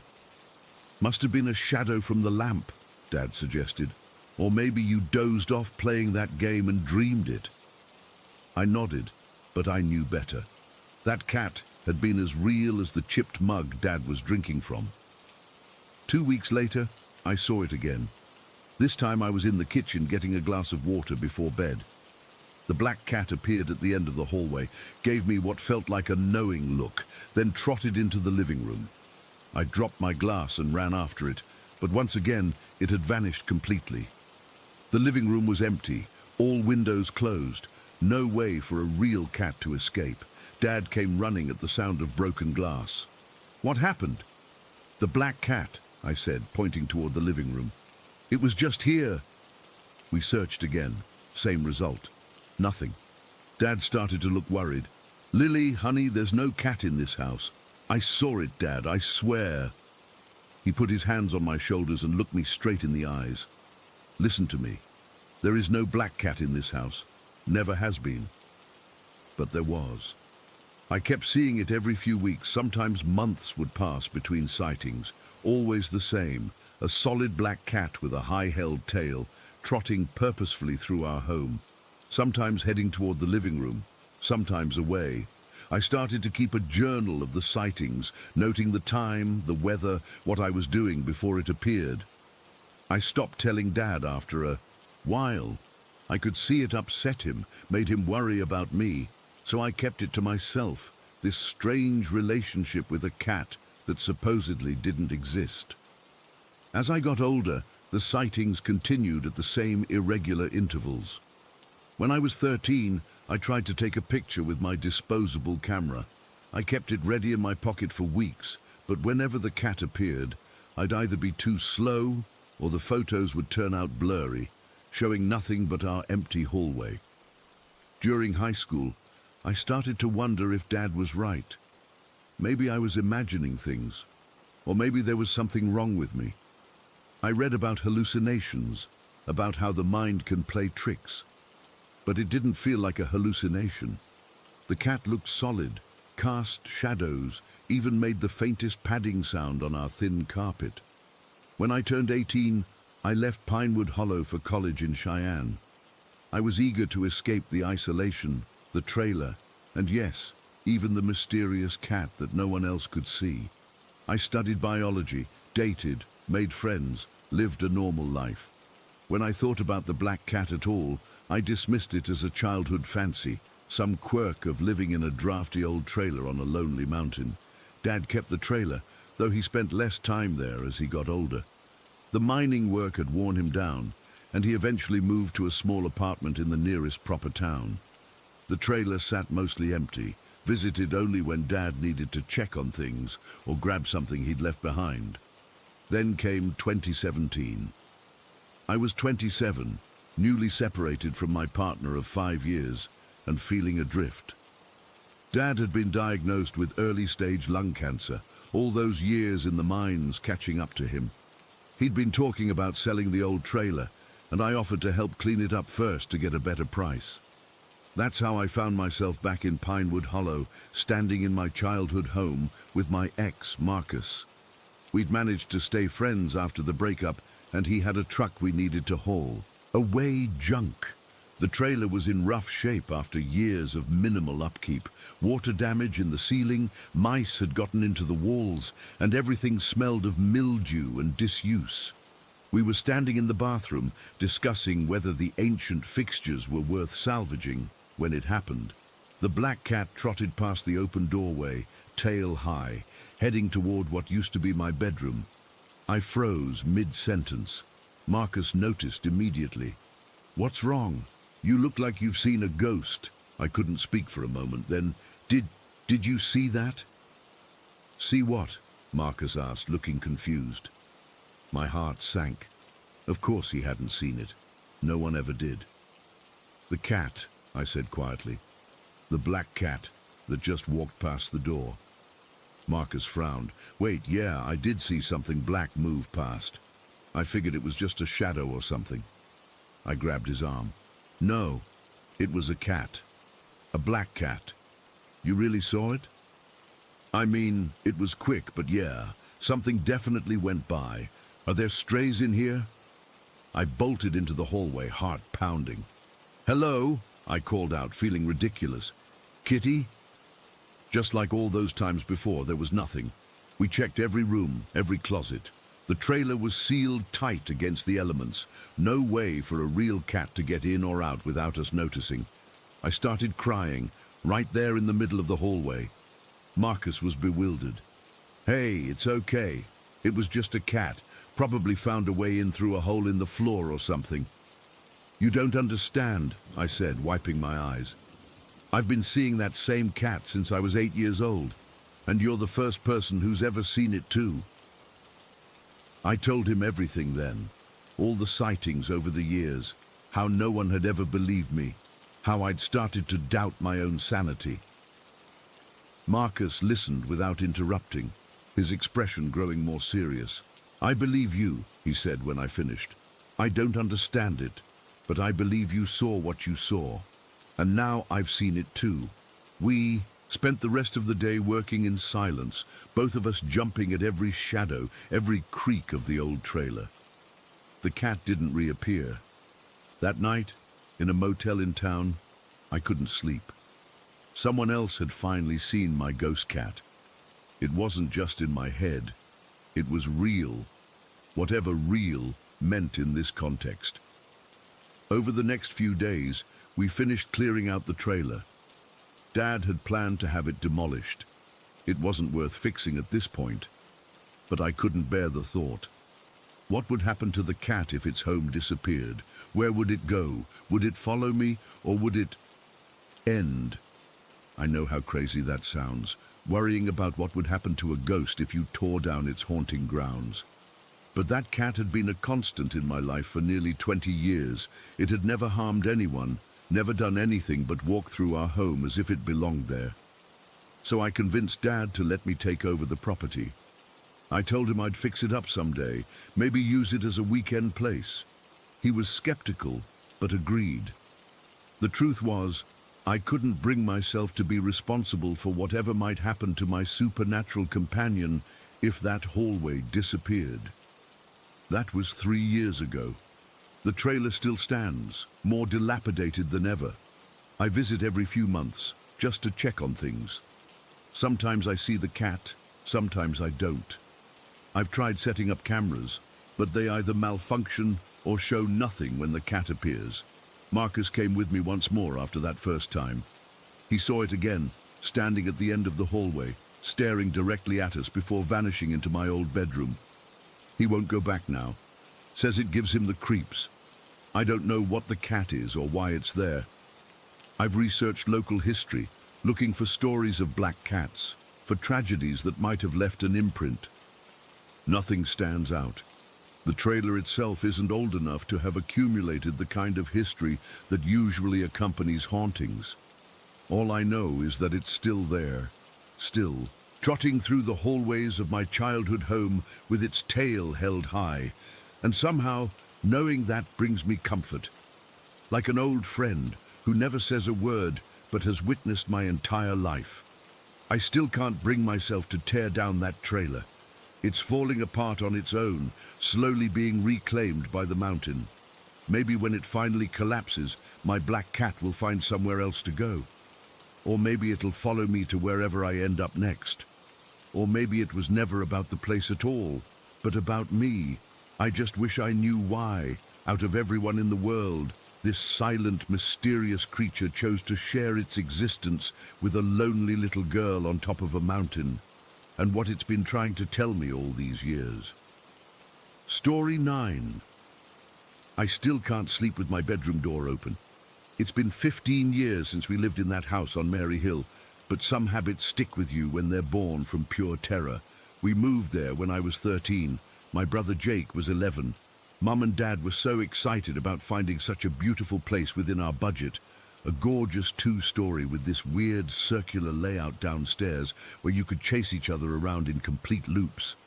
The kitchen was massive with these granite countertops that Mom fell in love with immediately, and the backyard seemed to go on forever. Dad kept talking about putting in a pool eventually. The first couple months were normal. Better than normal. I loved that house. My room upstairs had these built-in bookshelves and a window seat where I'd read for hours. Jake's room was across the hall from mine, and we shared a bathroom between our rooms. The guest room was at the end of the hall.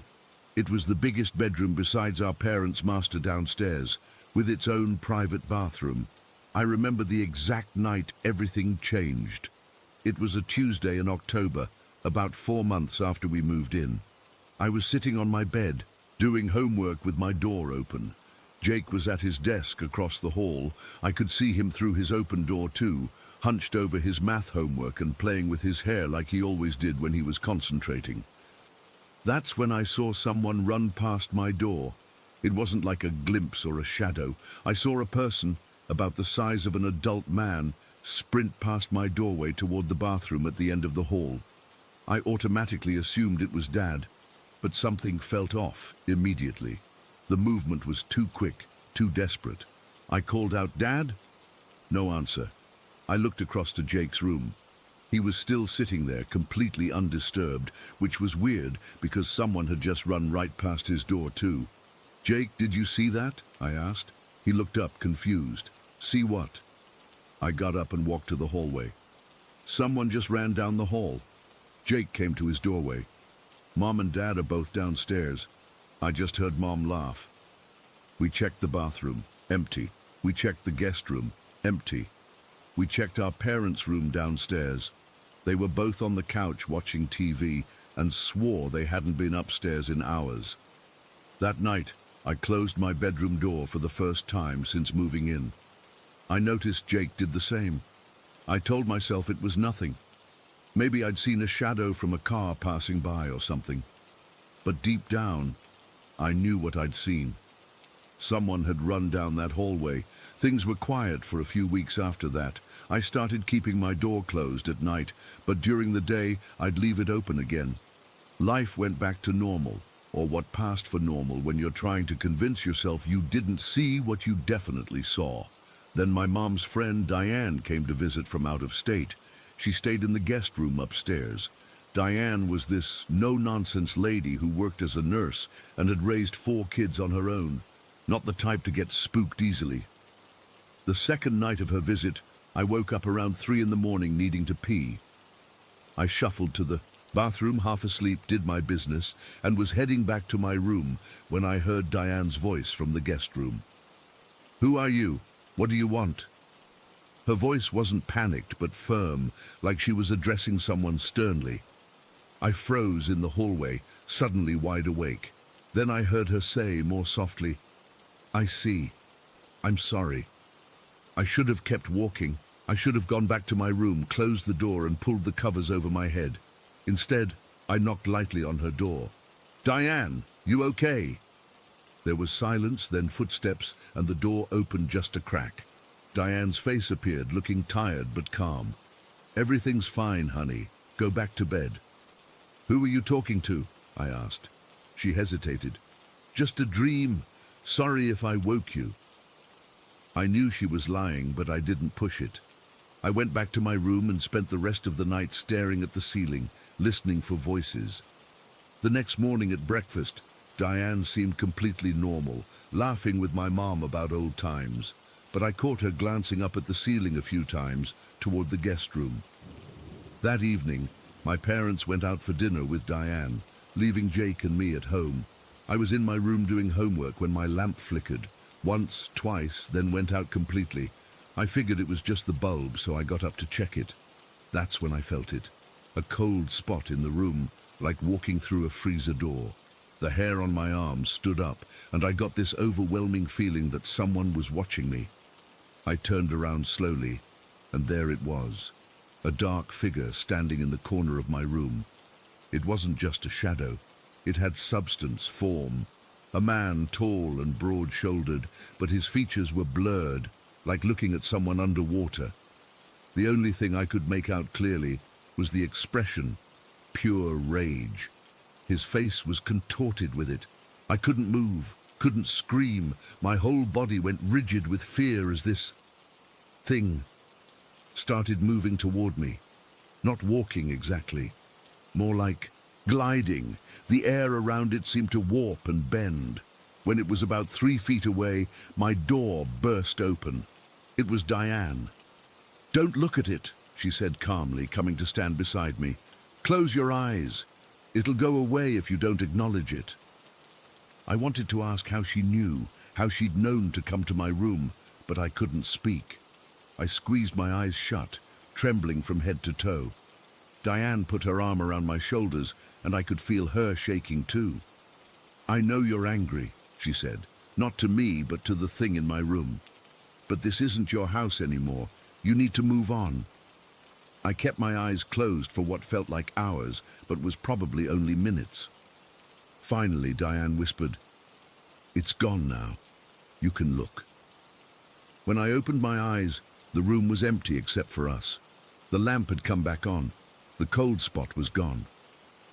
"What was that?" I finally managed to ask. Diane looked tired, older somehow. "Something that doesn't belong here. Has this happened before?" I told her about the figure running down the hall. She nodded like it made perfect sense. "Have you told your parents?" I shook my head. They wouldn't believe me. "No," she agreed. "They probably wouldn't." The next morning, I overheard Diane talking to my mom in the kitchen. I stood just outside the doorway, listening. "Sarah, I think you should know something about this house," Diane was saying. "What about it?" Mom sounded confused. "Did the realtor tell you anything about the previous owners?" There was a pause. "Just that the owner had to sell quickly because of a move. Why?" Diane sighed. "That's not the whole story. The previous owner didn't move, Sarah. He killed himself in the guest bedroom." I felt my blood turn to ice. "What? How do you know that?" Mom's voice had gone up an octave. "The neighbor told me yesterday when I was getting the mail. Mr. Kendrick was his name. Lost his job, his wife left him, and he shot himself in that room. They patched the wall, but..." "But what?" Mom pressed. "Sarah, there's still a bullet hole in the guest room wall, behind the dresser. I found it last night." I didn't stick around to hear more. I ran upstairs and into the guest room. The heavy oak dresser was pushed against the far wall. With all my strength, I managed to move it a few inches. There it was, a small, dark hole in the wall, about the size of a quarter. The paint around it was newer, a slightly different shade than the rest of the wall. That night, Jake and I were playing in the backyard as the sun was setting. Mom and Dad were inside making dinner with Diane. It was getting dark, but we weren't ready to go in yet. Jake threw the football too high, and I looked up to track it against the darkening sky.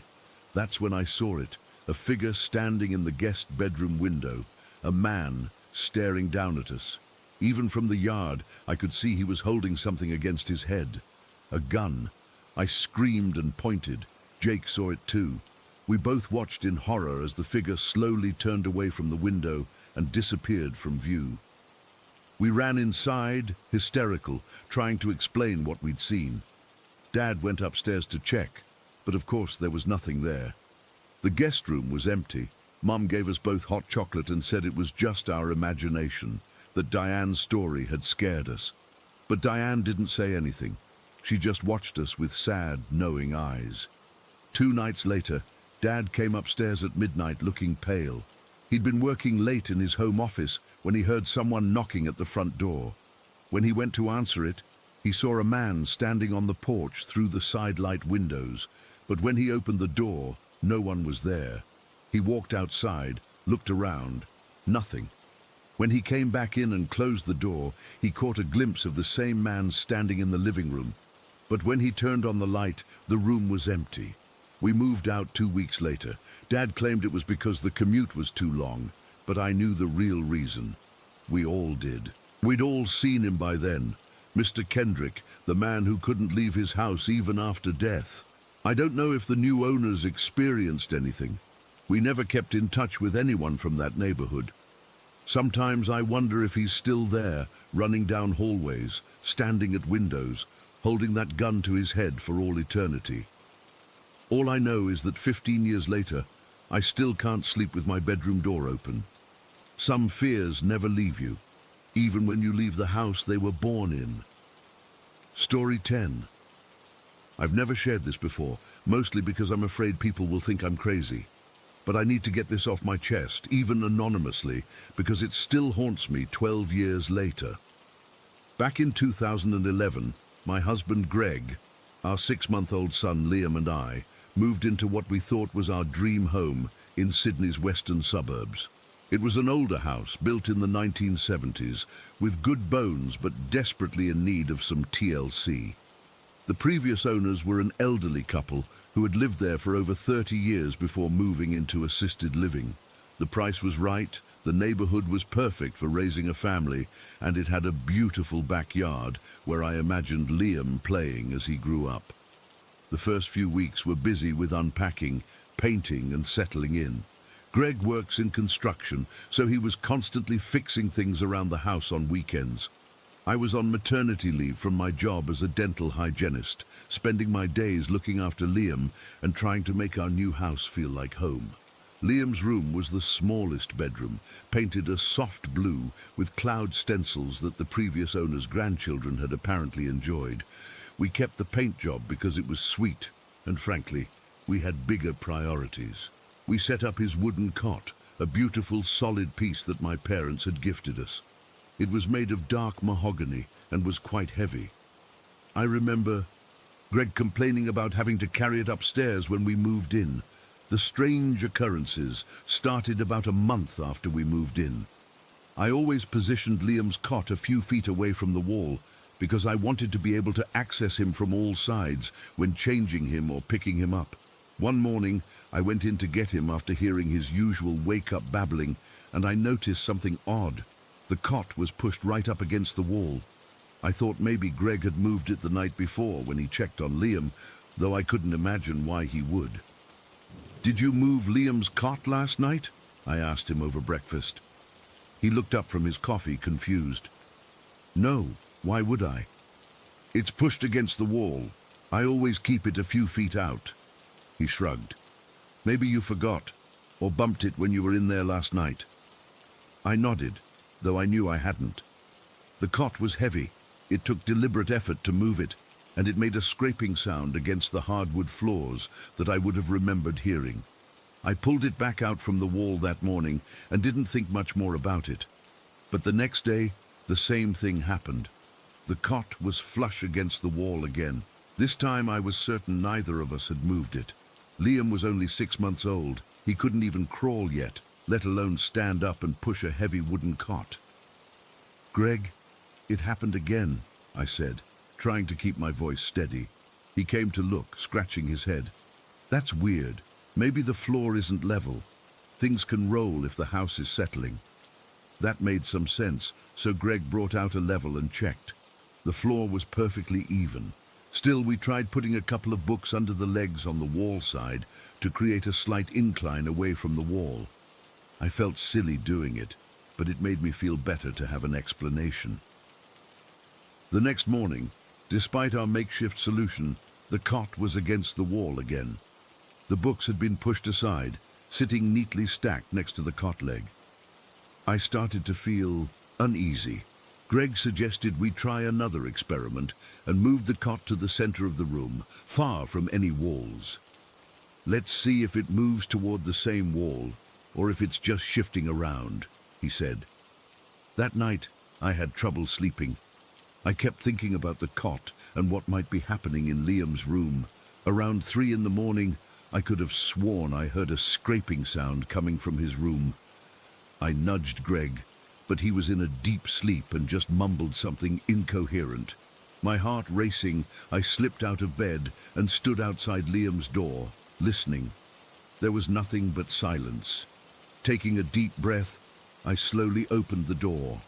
In the dim glow of the nightlight, I could see that the cot had already moved halfway across the room, heading toward that same wall. Liam was sleeping peacefully, unaware. I froze, my hand still on the doorknob, unable to process what I was seeing. There was no one else in the room. No window was open to create a draft. Nothing that could explain how a heavy wooden cot was migrating across the floor with my baby inside it. I must have made a sound because Liam stirred. Not wanting to wake him, I quietly closed the door and ran back to our bedroom, shaking Greg awake. "There's something in Liam's room," I whispered, my voice breaking. "The cot is moving by itself." Greg sat up, immediately alert. "What? Are you sure you weren't dreaming?" "I'm positive. Please go look." He got up and went to Liam's room while I huddled under the covers, terrified of what he might find. When he came back, his face was pale. "It's against the wall again," he said quietly. "But everything else seems normal. Liam's fine, sleeping soundly." We barely slept the rest of the night. In the morning, we discussed what to do. Greg was skeptical that anything supernatural was happening, but couldn't offer a reasonable explanation either. We agreed to set up my laptop to record Liam's room that night. The footage we captured still makes my skin crawl when I think about it. For the first few hours, nothing happened. Then, around 2:45 in the morning, the cot began to move. Slowly at first, then with increasing speed, it slid across the floor until it hit the wall with a soft thud. There was no visible cause, no strings, no person, nothing that could explain the movement, just our baby's cot apparently moving of its own accord. Greg, who had been dismissive of my fears until then, couldn't deny what we'd seen. "Maybe it's the house settling or some kind of weird magnetic phenomenon," he suggested weakly. I wasn't buying it. "Houses settling don't move furniture in straight lines, Greg." That day, I called my mother and told her what was happening. She's always been a bit spiritual and suggested that perhaps a previous occupant of the house was watching over Liam. "Maybe they're trying to protect him," she said. "Have you noticed anything else strange?" I hadn't, but her question made me more observant. Over the next few days, I began noticing other small things. Toys that would be in different positions than where I left them. The baby monitor that would sometimes static for no reason. Cold spots in Liam's room, even when the rest of the house was warm. But the cot moving was the most persistent and frightening phenomenon. Every single night, no matter where we positioned it, by morning it would be in the exact same spot against that wall. We tried putting heavy objects in front of the cot legs. We tried tying it to the opposite wall with rope. Nothing worked. It always ended up in the same position by morning. I was becoming a nervous wreck. I wasn't sleeping, constantly checking on Liam throughout the night. I started bringing him into our bed, but Greg insisted we couldn't do that forever. It wasn't safe for the baby and wasn't a long-term solution for any of us. After 2 weeks of this, I decided to do some research on the house's history. I went to the local library and looked through old newspapers and town records. What I discovered made my blood run cold. In 1983, a 2-year-old boy had died in our house. According to the newspaper article, he had fallen out of his bed during the night and somehow got wedged between the bed and the wall, suffocating before his parents found him in the morning. The article mentioned the parents' guilt and how they wished they had secured his bed better. The article included a floor plan of the house showing where the tragedy occurred. It was Liam's room, and the wall where our cot kept moving to, that was where the child had died. I drove home in a daze, my hands shaking on the steering wheel. When I told Greg what I'd found, he finally stopped trying to find logical explanations. "We need to move the baby to another room," he said immediately. That night, we set up a temporary crib in our bedroom.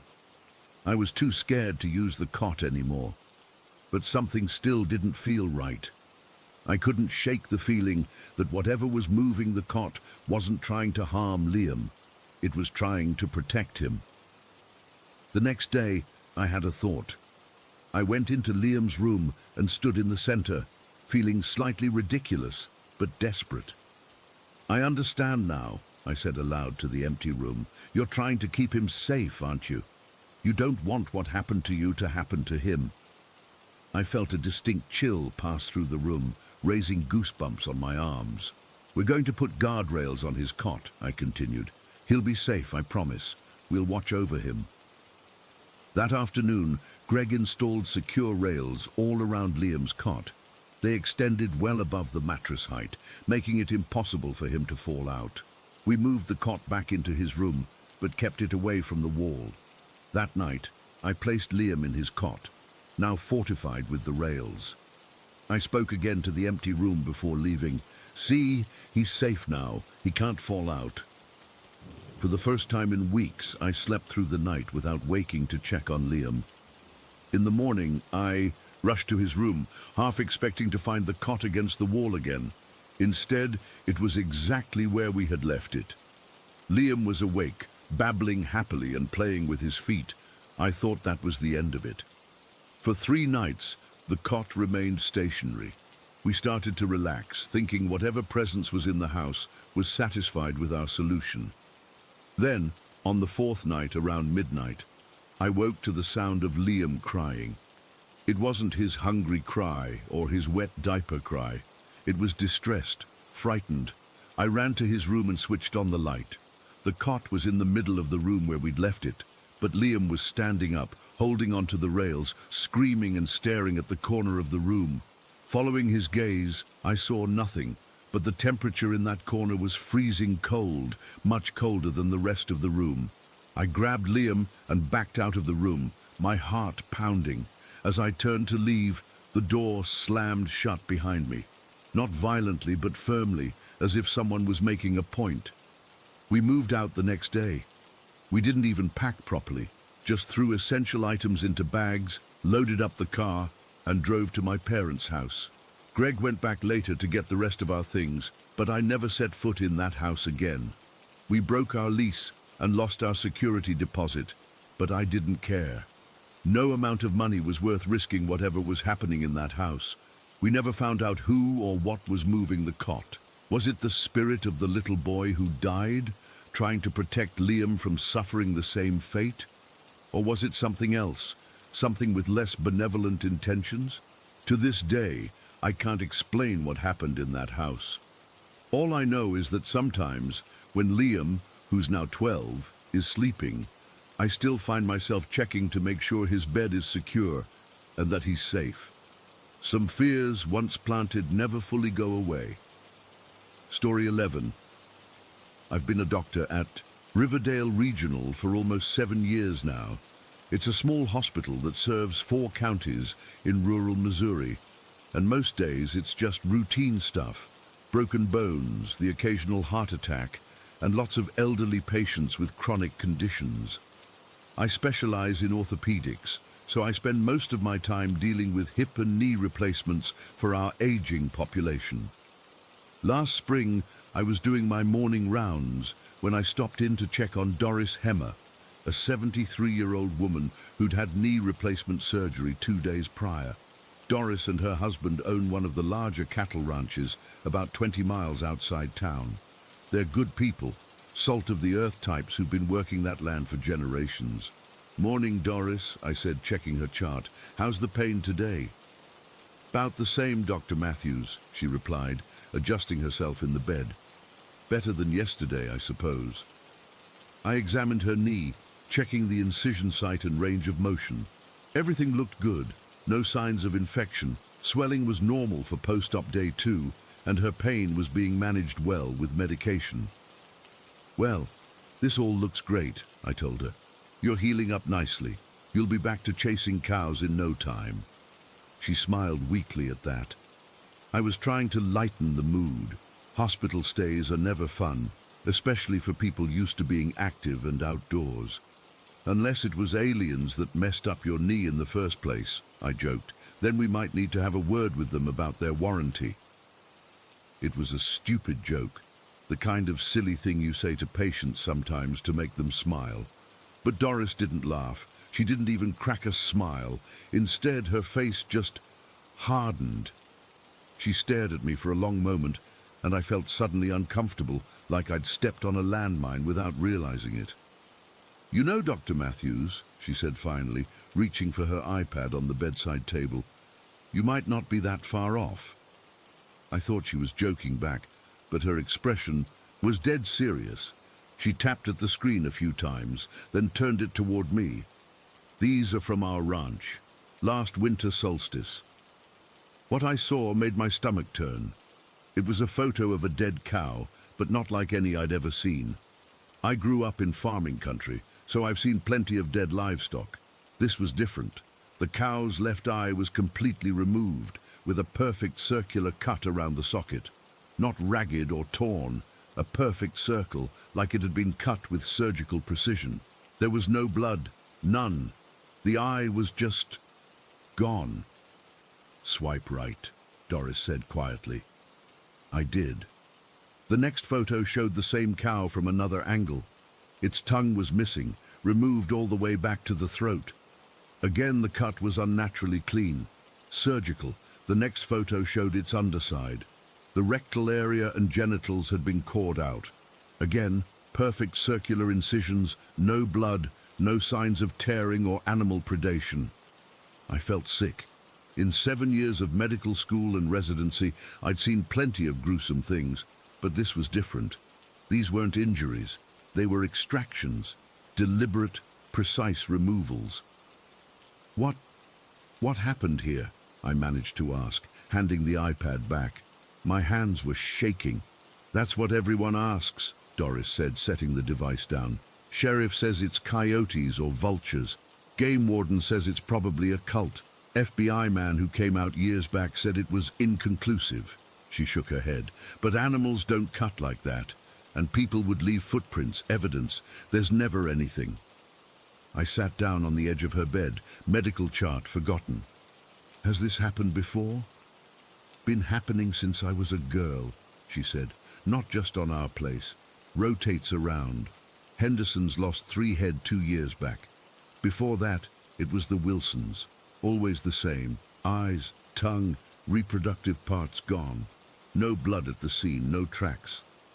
"But that's not possible," I said, my scientific mind rebelling against what I was seeing and hearing.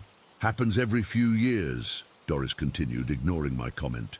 "Usually around the solstice or equinox. Spring, summer, don't matter, just those special days." A chill ran down my spine. The spring equinox had been just last week. "Frank, that's my husband. He says sometimes he hears it coming," she added, lowering her voice even though we were alone in the room. "Says it sounds like a whooshing wind coming from above. Real loud, then nothing. Next morning we find one like that."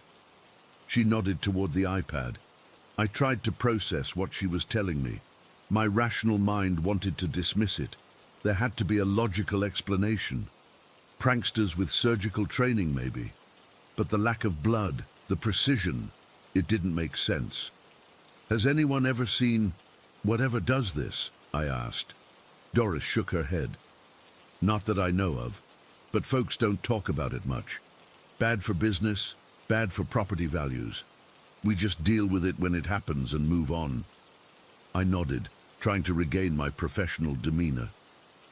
"Well, I'm sorry about your cattle, Doris. That must be difficult." She gave me a long look. "Just thought you should know, since you mentioned aliens and all. We're only about 30 minutes from your place in Oak Ridge, aren't we?" My blood ran cold. I'd never told Doris where I lived. It wasn't a secret or anything. Oak Ridge is a small town adjacent to Riverdale. But I hadn't mentioned it to her. She must have heard it from someone else, but the casual way she brought it up, connecting it to the cattle mutilations, sent a wave of unease through me. "Yes, that's right," I said, standing up. "I'd better continue my rounds. The physical therapist will be by later to work with you." I left her room as quickly as I could without seeming rude, but my mind was racing. Those images, the precision, it was beyond disturbing. As a doctor, I'm trained to understand anatomy, to make surgical incisions, and what I'd seen in those photos wasn't the work of predators or scavengers. The cuts were too clean, too precise. For the rest of the day, I couldn't shake the images from my mind. I went through the motions with my other patients, but I was distracted. When my shift ended at 6, I was almost relieved to get out of there, which isn't like me. I usually love my job. The drive home was tense. It was still light out, one of those beautiful spring evenings where the sunset stretches on forever, but I couldn't enjoy it. All I could think about was what Doris had shown me and her casual mention of how close it was to my house. I live alone in a small farmhouse on the outskirts of Oak Ridge. It's not a ranch, just a house with a big yard backing up to a wooded area. I've always loved the privacy, the quiet. That night, though, it felt isolated in a way it never had before. As I pulled into my driveway, I found myself scanning the tree line, looking for... what? I didn't even know.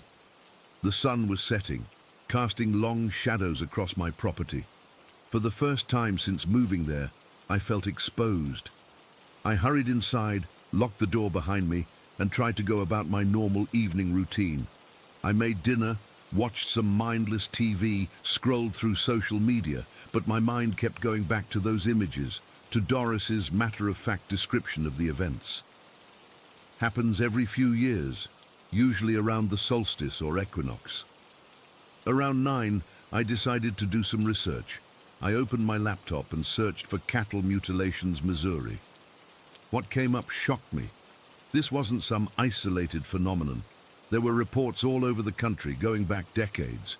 Perfect circular incisions, missing organs, no blood at the scene. The descriptions matched exactly what Doris had shown me. I fell down a rabbit hole, reading report after report. Some blamed it on government experiments, others on cult activity. Many pointed to extraterrestrial involvement. The scientific explanations, predators, natural decomposition, didn't account for the precision of the cuts or the lack of blood. It was after midnight when I finally closed my laptop, my eyes burning from staring at the screen for so long. The house was quiet, too quiet.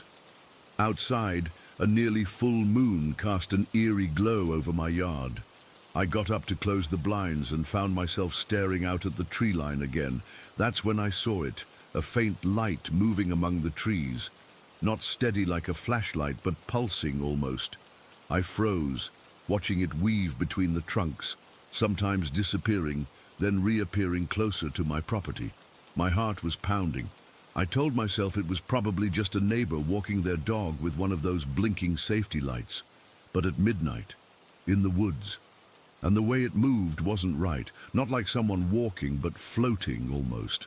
I backed away from the window and closed the blinds. My hands were shaking so badly I could hardly do it.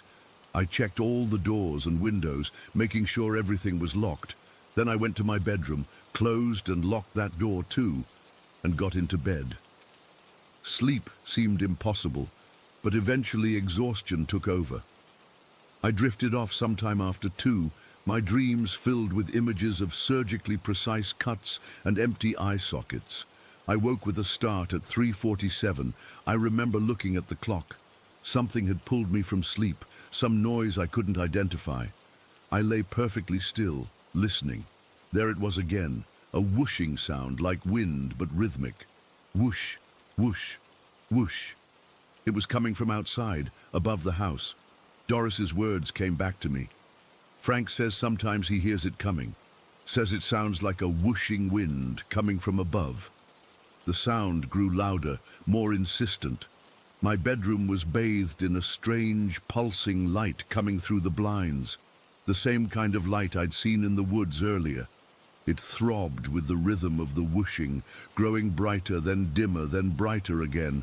I wanted to get up, to look outside, but I was paralyzed with fear. The rational part of my brain, the doctor, the scientist, was screaming that there had to be a logical explanation. A helicopter, a drone, something man-made and explainable. But the primitive part of my brain, the part that recognizes danger on an instinctual level, knew better. This wasn't something natural or human. The light pulsed, the whooshing grew louder, and then silence. Complete and absolute silence, as if the world itself was holding its breath. The light vanished. One moment it was flooding my room, the next, gone. I lay there for what felt like hours, afraid to move, afraid to breathe. Eventually dawn began to break, pale light seeping around the edges of my blinds. Normal light, sunrise light. When I finally got up the courage to get out of bed and look outside, everything seemed normal. The trees stood as they always had. My yard was undisturbed. There were no marks, no evidence of whatever had been there during the night. I called in sick that day, the first time I'd done so in years. I couldn't face going back to the hospital, seeing Doris, knowing what I now knew.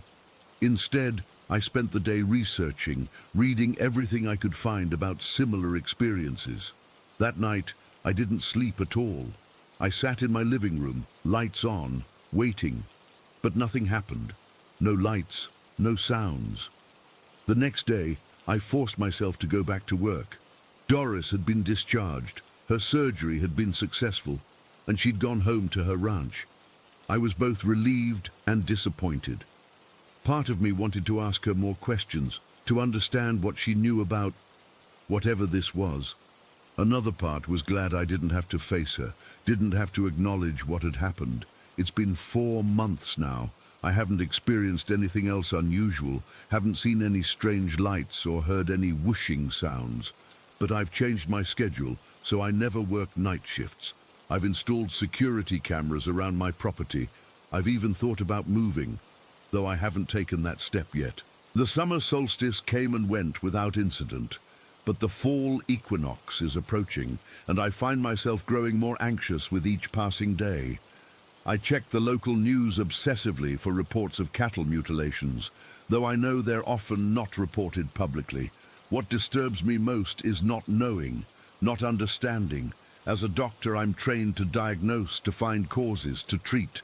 But there's no diagnosis for this, no treatment protocol. Just the knowledge that something is out there, something that can perform surgical procedures more precise than any human surgeon. Something that comes and goes with the changing of the seasons. And it's only 30 minutes from my home. Story 12. I still can't explain what happened that morning. I've gone over it 1,000 times in my head, and nothing makes sense. I'd worked at Jenkins Hardware for 10 years by that point, so it's not like I was some nervous new hire jumping at shadows. This place was like a second home to me. For those who don't know, Jenkins Hardware is this family-owned place in downtown LA that's been around since 1927. It's in one of those old brick buildings with tall ceilings and wooden floors that creak when you walk on them. The layout is pretty simple. Big open floor with shelves everywhere, 2 storage rooms in the back. We called them North Room and East Room based on where they were. And this cool loft area where we kept seasonal stuff and overstock. Under the loft was our workshop area and the key cutting station where I spent most of my time. I'd always felt comfortable there. Sure, there were weird things that happened occasionally. Hearing someone call your name when nobody was around. Tools that would disappear and show up in places you never put them. That kind of stuff. But I brushed it off as just working in an old building. Mr. Jenkins, the owner, not me. My name's Marcus. By the way, used to talk about hearing footsteps on the roof late at night when he was closing up alone.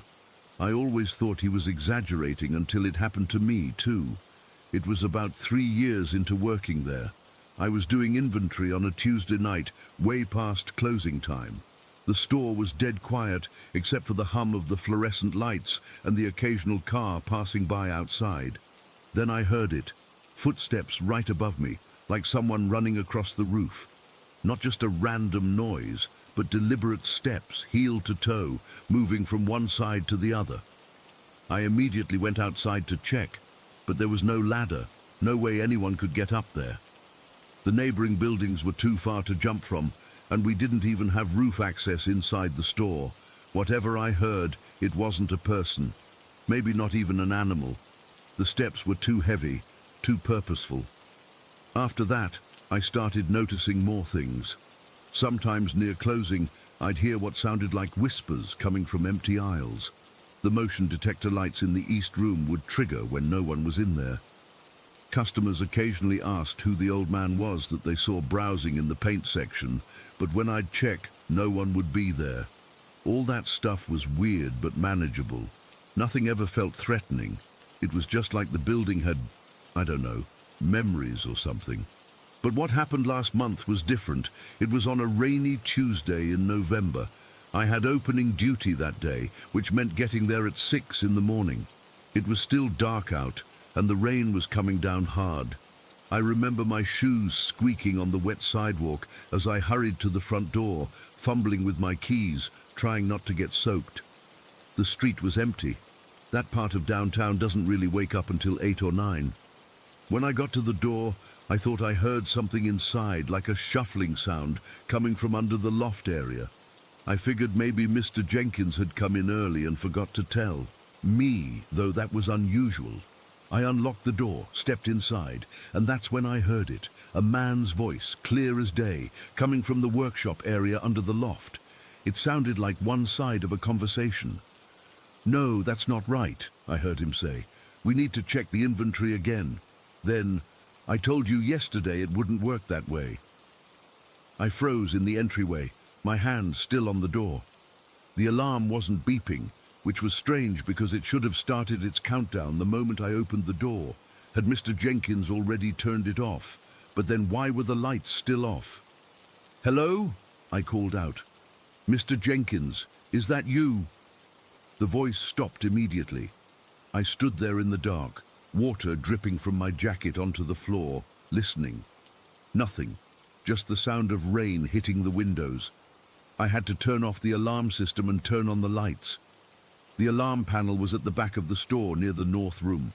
I took out my phone and turned on the flashlight, moving slowly through the dark store. The beam bounced off metal tools and cast long shadows between the aisles.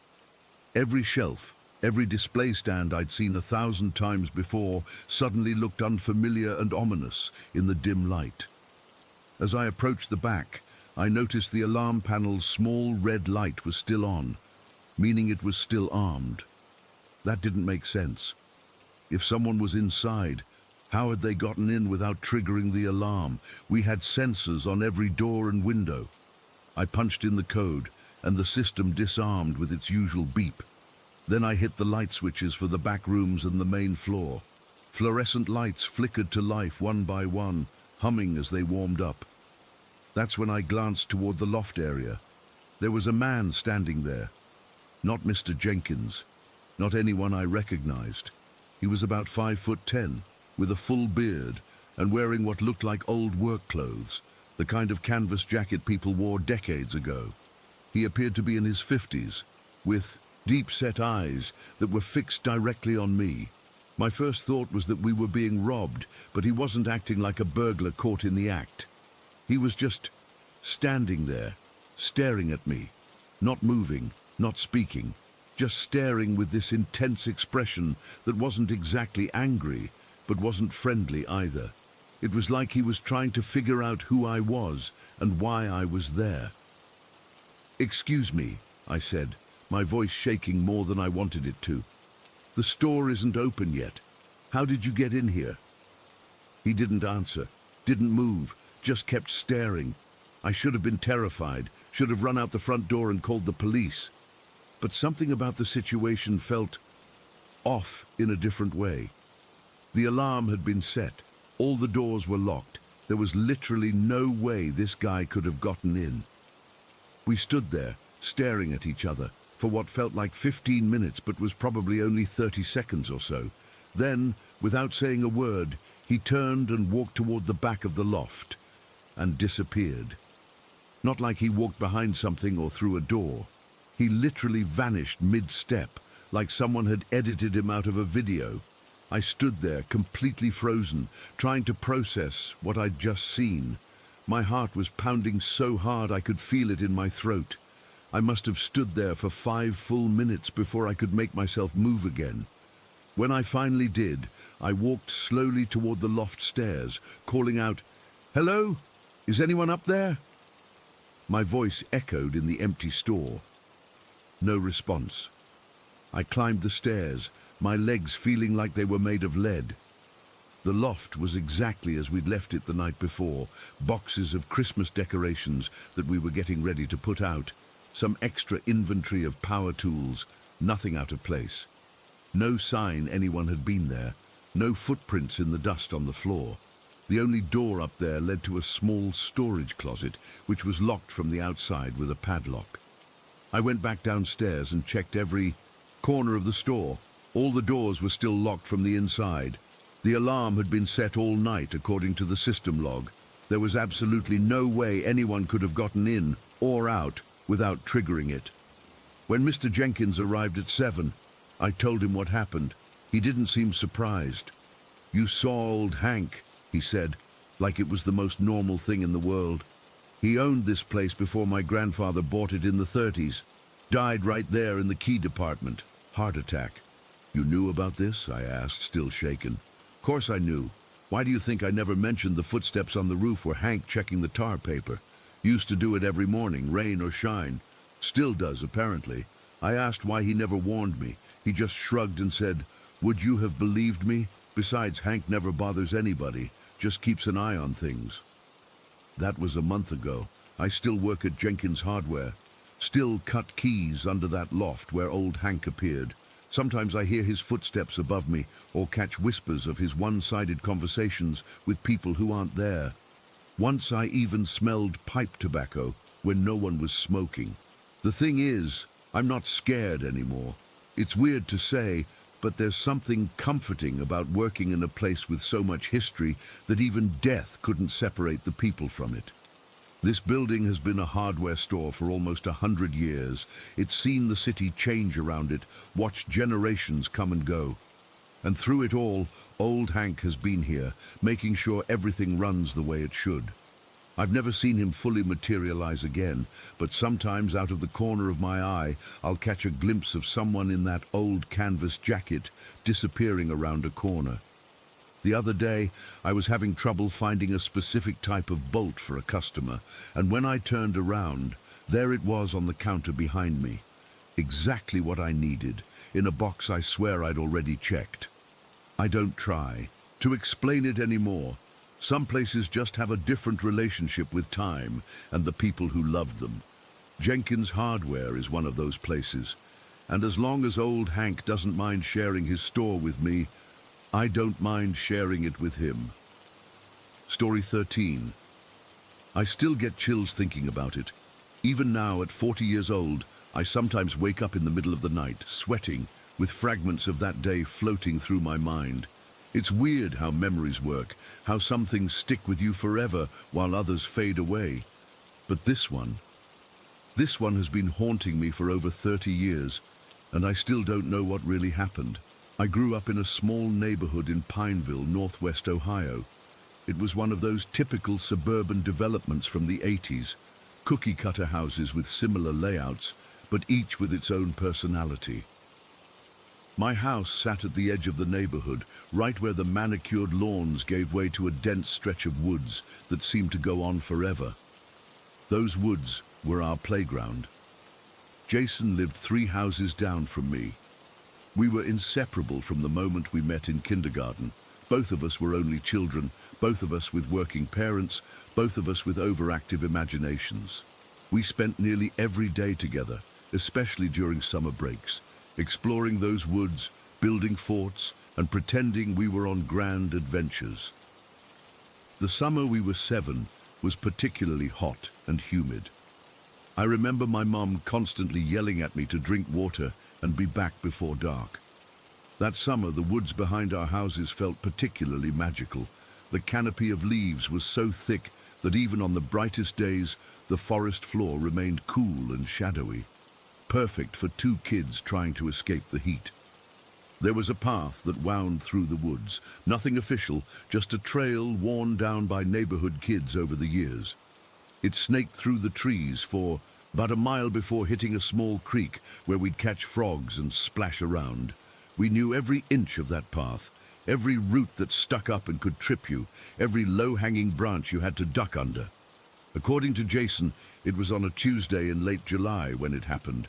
I say according to Jason because this is where things get complicated. Jason says we were deep in the woods that day, farther than we usually went. We'd packed peanut butter sandwiches and juice boxes in my Transformers backpack and planned to spend the whole day exploring. The air was thick with humidity, and the woods were unusually quiet. No birds chirping, no squirrels rustling through the underbrush. According to him, we rounded a bend in the path and just stopped. Standing about 20 feet ahead of us was a clown. Not a friendly birthday party clown or a circus performer. This was different. Jason describes him as tall and thin, wearing a dirty white costume with red pom-poms down the front. His face was white with exaggerated features, a red nose, blue triangles around his eyes, and a painted smile that stretched too wide across his face. He wasn't doing anything, just standing there in the middle of the path, staring at us. Jason says we both froze. He remembers grabbing my arm so hard it hurt. He remembers the way my eyes went wide with fear. He remembers how neither of us screamed or spoke. We just stood there, locked in a silent standoff with this thing that had no business being in our woods. Then, after what felt like forever, but was probably just seconds, we turned and ran. We ran faster than we'd ever run before, branches whipping our faces, roots catching at our feet. We didn't stop until we burst out of the woods and into my backyard. We collapsed on the grass, gasping for breath, too scared to even cry. That's what Jason remembers. But here's the thing, I don't remember any of it. At least I didn't for a long time. The first time Jason brought it up, we were 13. We were in his basement playing video games when he suddenly paused the game and asked, "Do you ever think about that clown we saw in the woods?" I had no idea what he was talking about. When I told him this, he looked at me like I was crazy. He couldn't believe I'd forgotten something so terrifying. He described the whole incident in vivid detail, the silence in the woods, the way the clown just stood there without moving, how scared we'd been. I laughed it off at first, thinking he was trying to mess with me, but the look on his face was so serious, so genuinely confused by my lack of memory, that I started to doubt myself. Had it really happened? Had I somehow blocked it out? As the years went by, Jason would bring it up occasionally. By high school, it had become a point of contention between us. He was absolutely certain it had happened exactly as he remembered it. I was equally certain that I had no memory of the event. But then, during our senior year, something strange happened. We were sitting around a campfire with some friends, telling scary stories, when Jason started to tell the clown story. As he spoke, describing the path, the silence in the woods, the feeling of dread, I got the strangest sensation in the pit of my stomach. A flicker of memory, like the ghost of a photograph. I could suddenly see it, not the clown, but the path. I could feel the humidity on my skin, taste the lingering sweetness of the juice box we'd had with lunch, and I remembered feeling afraid. Not the normal fear of kids playing in the woods, but a deep, primal terror that made my legs weak and my heart race. But my memory was different from Jason's. In my flash of recollection, what we saw wasn't a person in a clown costume. It was an inflatable clown, the kind you might see as a decoration at a carnival or fair. It was hanging from a tree branch, swaying slightly, even though there was no breeze. Its painted eyes seemed to follow us as we stood there, frozen, in place. I told Jason about this memory, thinking he might be relieved that I finally remembered something. Instead, he got angry. He insisted that it wasn't an inflatable clown. It was a person standing on the path, watching us. We argued about it for hours. Our friends thought the whole thing was hilarious, two guys nearly coming to blows over something that happened when they were 7. After high school, Jason and I drifted apart. He went to college in California, I stayed in Ohio for school. We'd see each other during breaks, grab a beer and catch up. Inevitably, after a few drinks, he'd bring up the clown. "You remember it now, don't you?" he'd ask, a desperate edge to his voice. "You know I'm not making this up." I'd tell him about my fragmented memory, the inflatable clown, the feeling of fear, but he'd shake his head. frustrated that I still didn't see it his way. What made the whole thing even more unsettling were the rumors about our neighborhood. Pineville was built on what some said was an old Native American burial ground. It was the kind of story kids whispered to each other at sleepovers, how the developers had found bones during construction but covered it up, how strange things happened in the woods at night, how the land was cursed. As a kid, I dismissed these stories as just that, stories.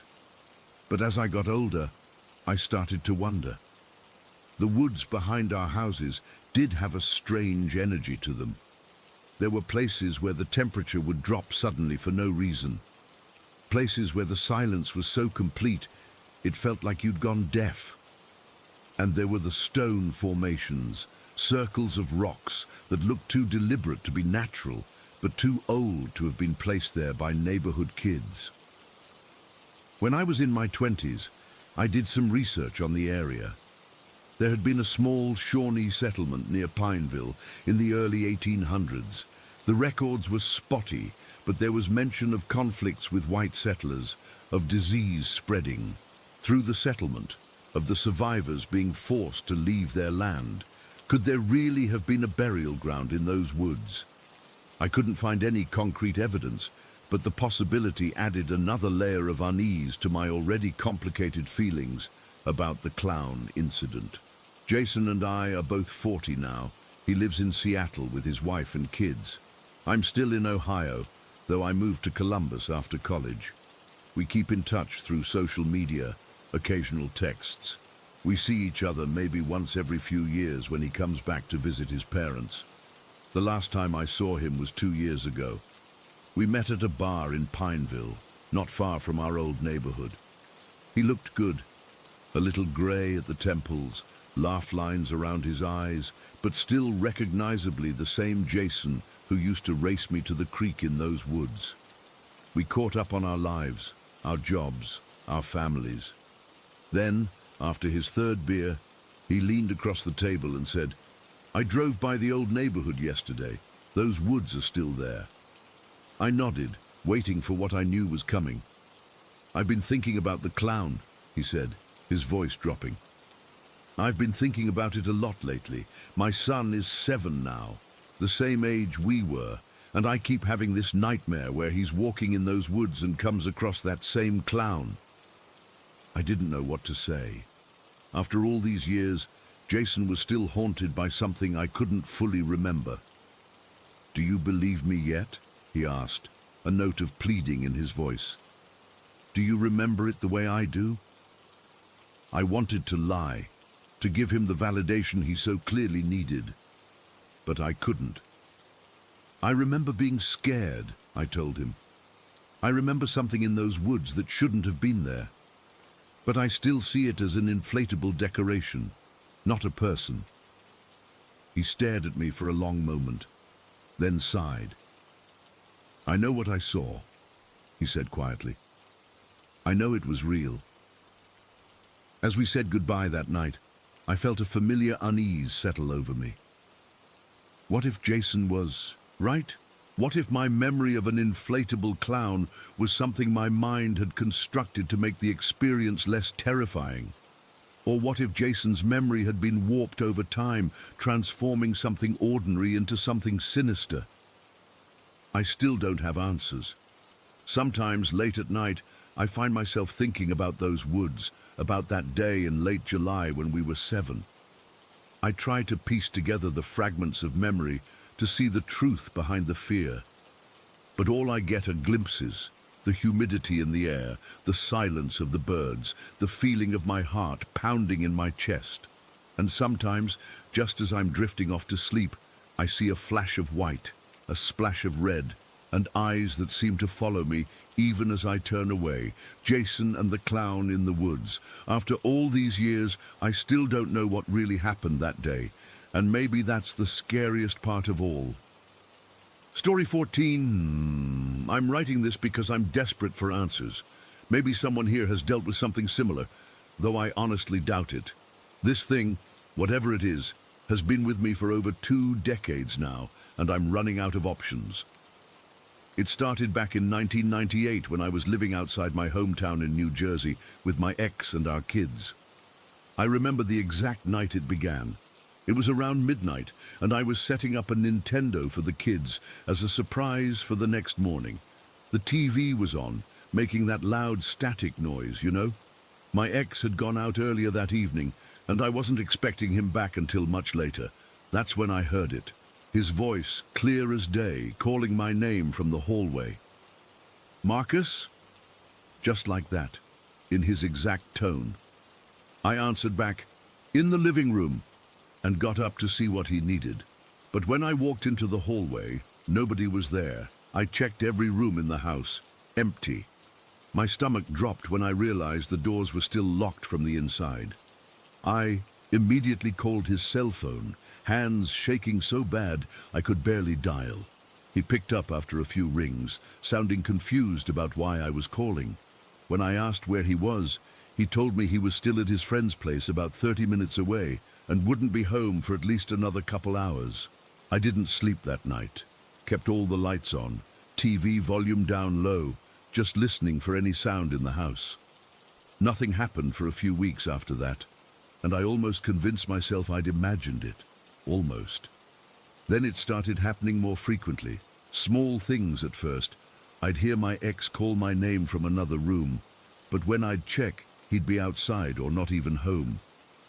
I made the mistake of responding that first time, and I think that's why it latched onto me. Like I opened some door that I can't figure out how to close. We moved to Philadelphia in 2002, hoping for a fresh start.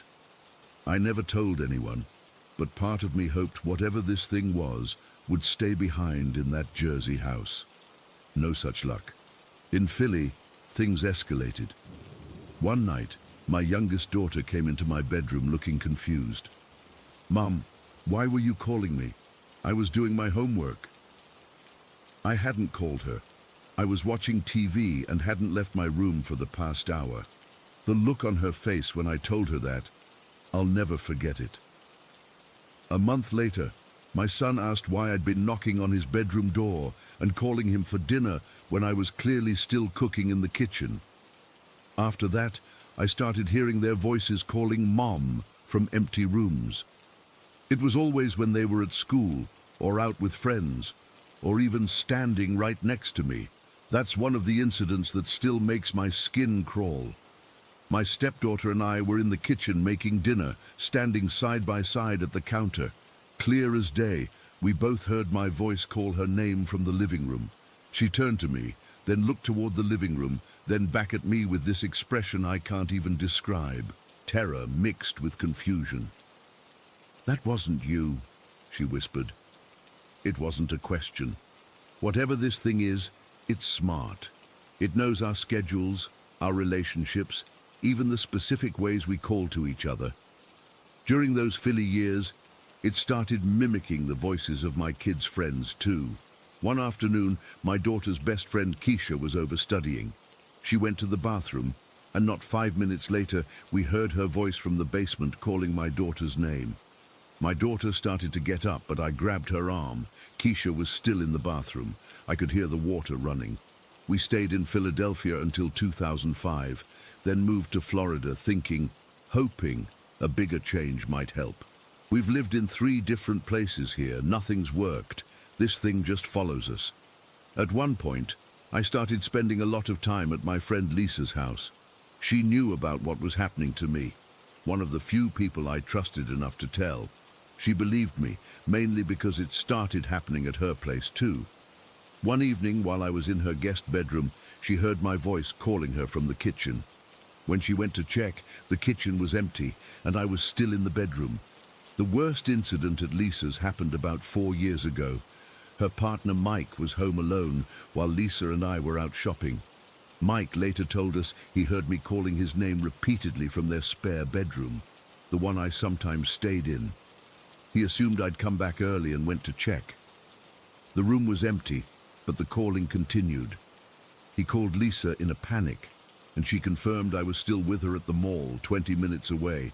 The thing that gets me is the inconsistency. Sometimes years go by with nothing happening. Just when I think maybe it's finally gone, it starts up again. I've tried everything. Sage smudging, protection oils, salt in the corners of rooms, lemon cleansing rituals, prayers, you name it. Sometimes it seems to work for a while, but it always comes back. I'm living with my youngest daughter now. Just last week, I heard her voice calling Mom from the kitchen. I answered automatically before remembering she was at work, a full hour away. I called her immediately, my heart pounding, and she confirmed she'd been at her desk all morning. What scares me most is how it targets people in my life. It's like it studies us, learns our patterns, and waits for the perfect moment to create confusion. It especially seems to target people with unpredictable schedules. My ex was a bartender with irregular hours. My kids had after-school activities that changed weekly, and now my daughter works rotating shifts at the hospital. It's like this thing knows exactly when we'll believe the voice could actually be that person. I've tried recording it. Set up voice-activated recorders in rooms where it happens most often. Nothing. Either it knows when I'm trying to catch it, or whatever this is, doesn't register on recordings. I've sat in empty rooms for hours with my phone ready to record, and those are always the times when nothing happens. Some nights, I lie awake wondering what it wants. Is it trying to lure me somewhere? Is it feeding off my fear? Is it just playing some sick game? 25 years is a long time for something to stick around just to mess with someone. The rational part of my brain has tried to find explanations. Could it be some weird acoustic phenomenon in the houses? But we've lived in 7 different places across 3 states. Mental health issues? I've been checked. Nothing. Carbon monoxide? Detectors installed everywhere. Every logical explanation falls apart under scrutiny. What bothers me most is that nobody seems to have answers. I've talked to psychics, paranormal researchers, even a couple of priests. They all have theories, but nothing concrete.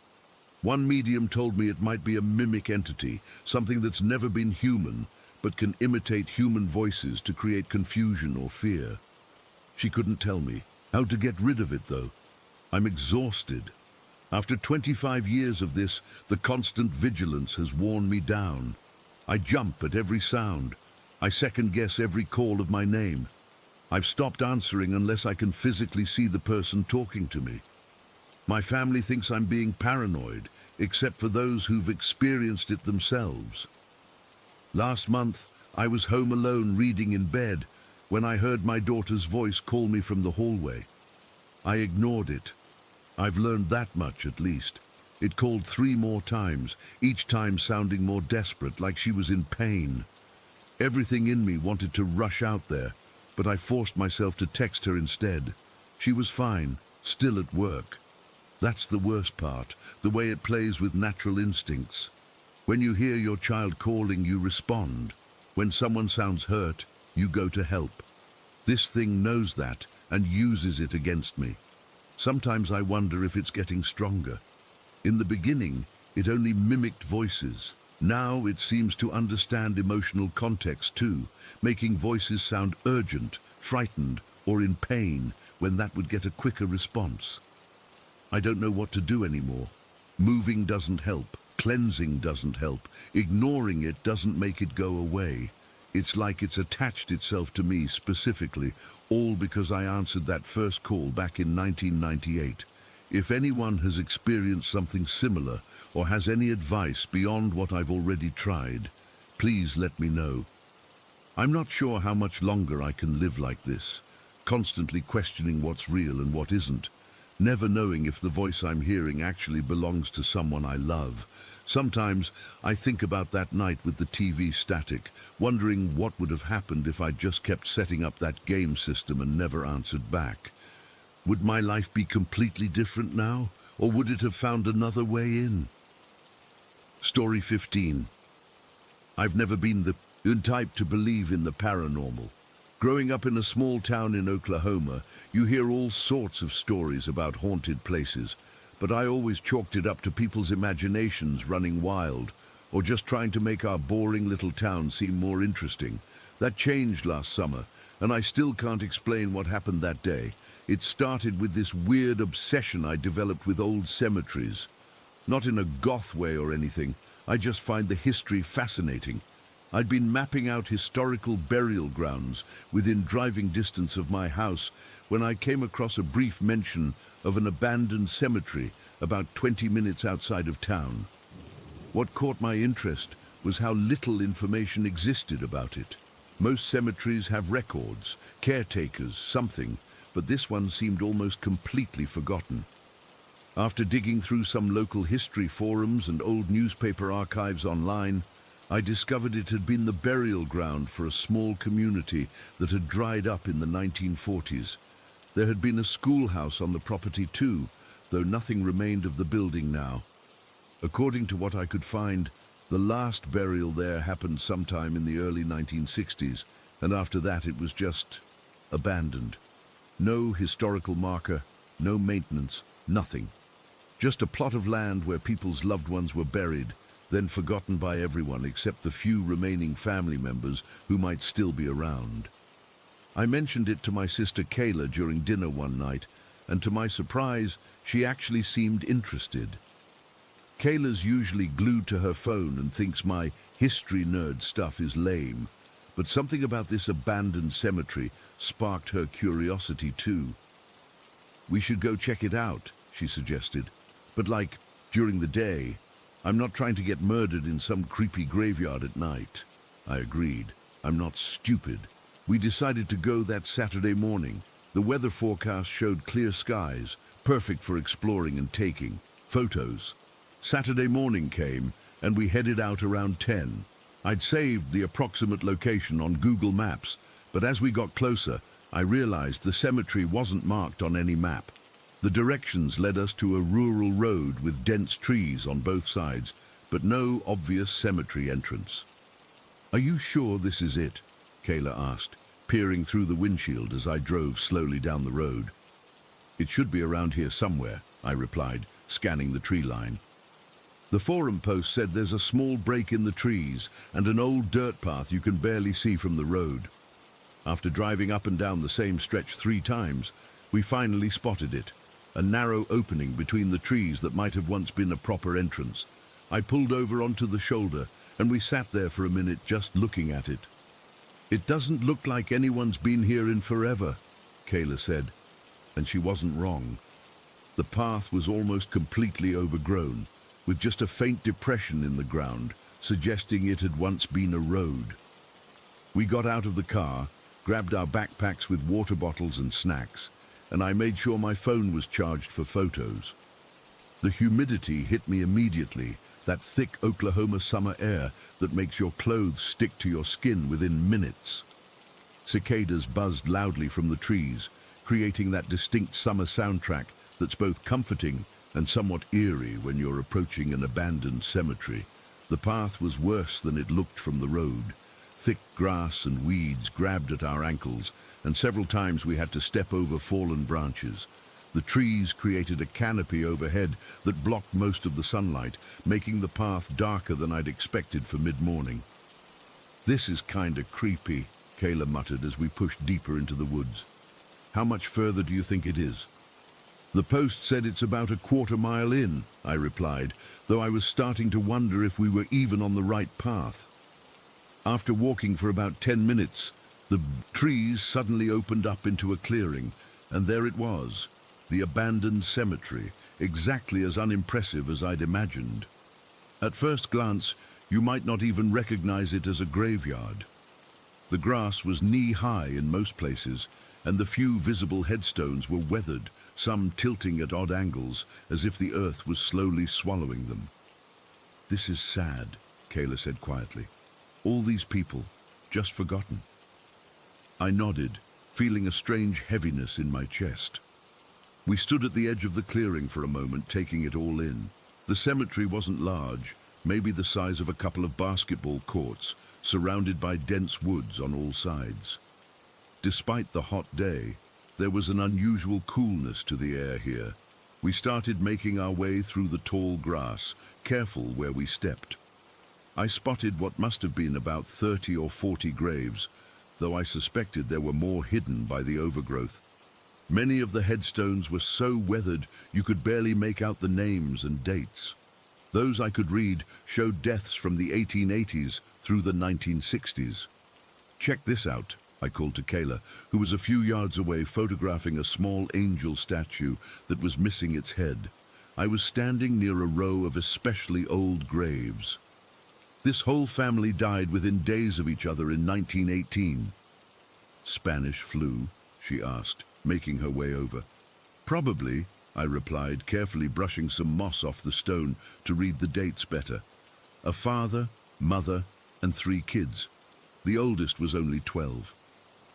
We spent about an hour carefully making our way through the cemetery, documenting what we found and occasionally looking up names on our phones to see if we could find any information about the people buried there. Most searches turned up nothing. These were truly forgotten souls. Near the far end of the cemetery, we found a large clearing where the ground was slightly different, flatter, with fewer trees growing. According to what I'd read online, this must have been where the schoolhouse stood. "I can kind of see the foundation," I said, pointing to a faint rectangular outline visible in the ground where grass grew differently. It wasn't very big, probably just a one-room schoolhouse. That's when it happened. We were standing in the middle of this clearing, looking down at where the schoolhouse foundation might have been, when I heard it. Footsteps in the grass. Quick, light footsteps, like someone running towards us from the direction of the cemetery. I turned around, expecting to see a person, maybe a caretaker I hadn't known about, or another visitor. But there was no one there. Nothing but the swaying grass and distant trees. "Did you hear that?" I asked Kayla, my voice coming out more strained than I intended. Her face told me she had. "It sounded like someone running." We stood frozen, listening. The cicadas seemed louder suddenly, their buzzing drowning out any other potential sounds. After a minute of nothing happening, I laughed nervously. "Probably just an animal, a deer or something." Kayla nodded, but I could tell she wasn't convinced. Neither was I, if I'm being honest. It hadn't sounded like an animal. It had sounded distinctly like human footsteps, the rhythmic pattern of someone running on 2 legs. We decided to continue exploring, though we both stayed closer together now. We moved back into the main cemetery area, reading more headstones and trying to piece together the history of this little community. About 20 minutes later, we were examining a small family plot when we heard it again. Footsteps in the grass. But this time, they were faster, more urgent, and unmistakably coming directly toward us from behind. I spun around so fast I nearly lost my balance. Again, nothing was there.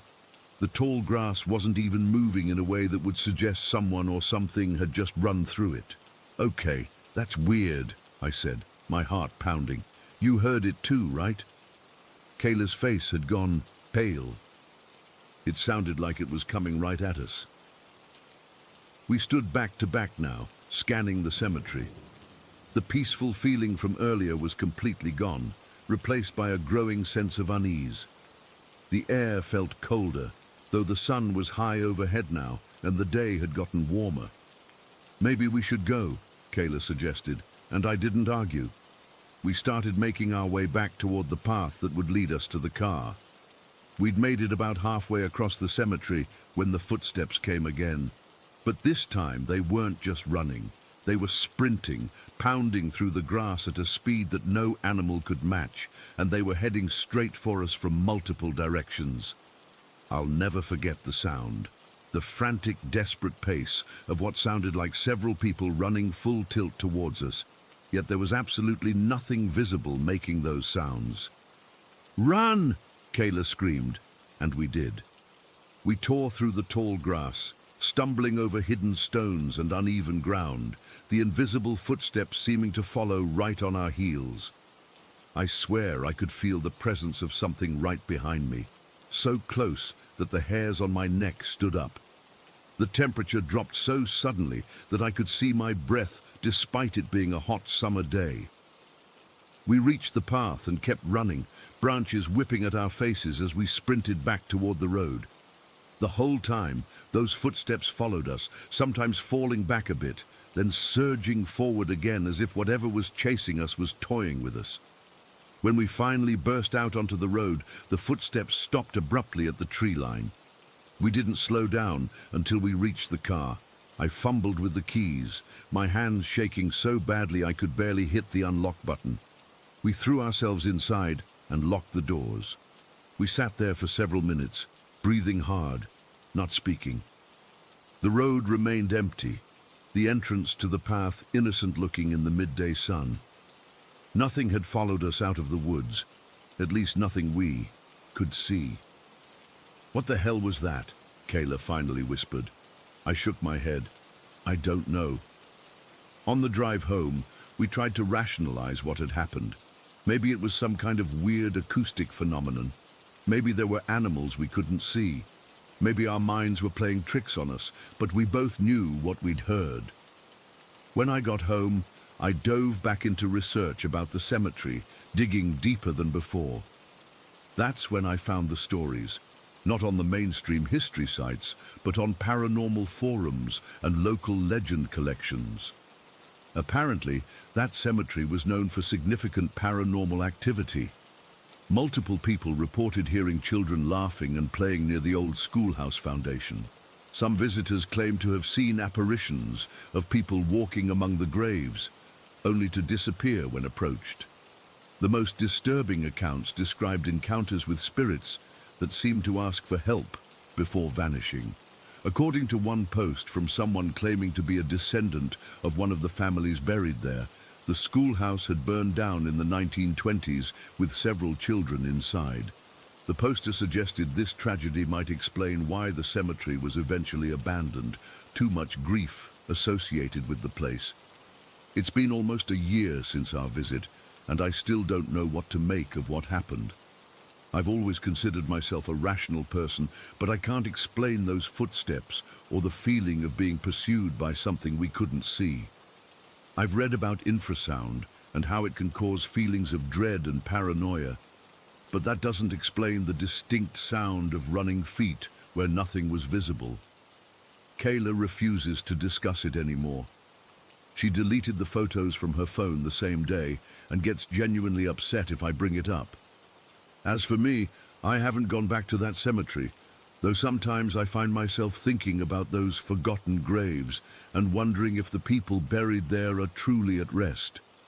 I've given up, trying to convince myself it was all in our heads. Some places just have a darkness to them that defies rational explanation. That overgrown cemetery in the woods is one of them. Story 16. I still get goosebumps thinking about what happened that day in April. My best friend Jess and I had just moved into this duplex that her mom owned. We were so excited to have our own place, both 19, first time living away from home and ready for some independence. The house was pretty old, built around 1915 according to Jess's mom, but it had character, you know.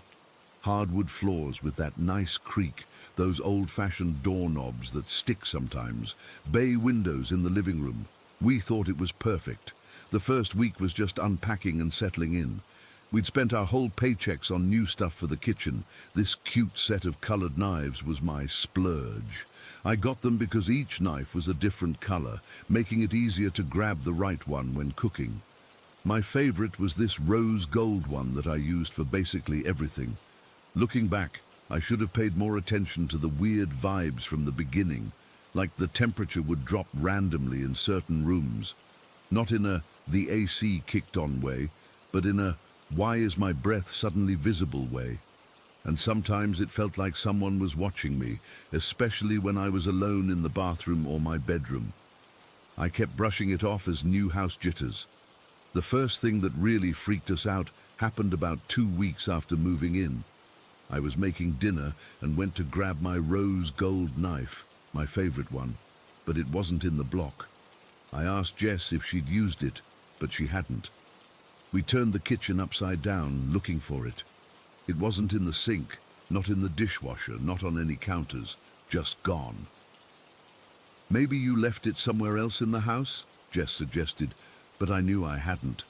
I'm super particular about my kitchen stuff. I always wash and put away my knives right after using them. 3 days later, Jess comes running into the living room holding my knife. "Found it," she said, looking confused. "It was in the drawer with the laundry pins in the bathroom."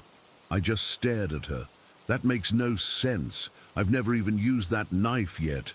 I literally just took the set out of the box when we moved in. "Well, it was definitely there," she said, handing it to me. The knife was perfectly clean, like it had been placed there deliberately. Not dropped, not misplaced, placed. We tried to laugh it off. "Maybe one of us sleepwalks," Jess joked, but her voice had that nervous edge to it. Neither of us had ever sleepwalked before. After that, small things kept happening. Items would move around, not dramatically, just enough to notice. Like, I'd leave my phone on the coffee table and find it on the kitchen counter. Jess would hang her jacket on the hook by the door and later discover it laid out on her bed.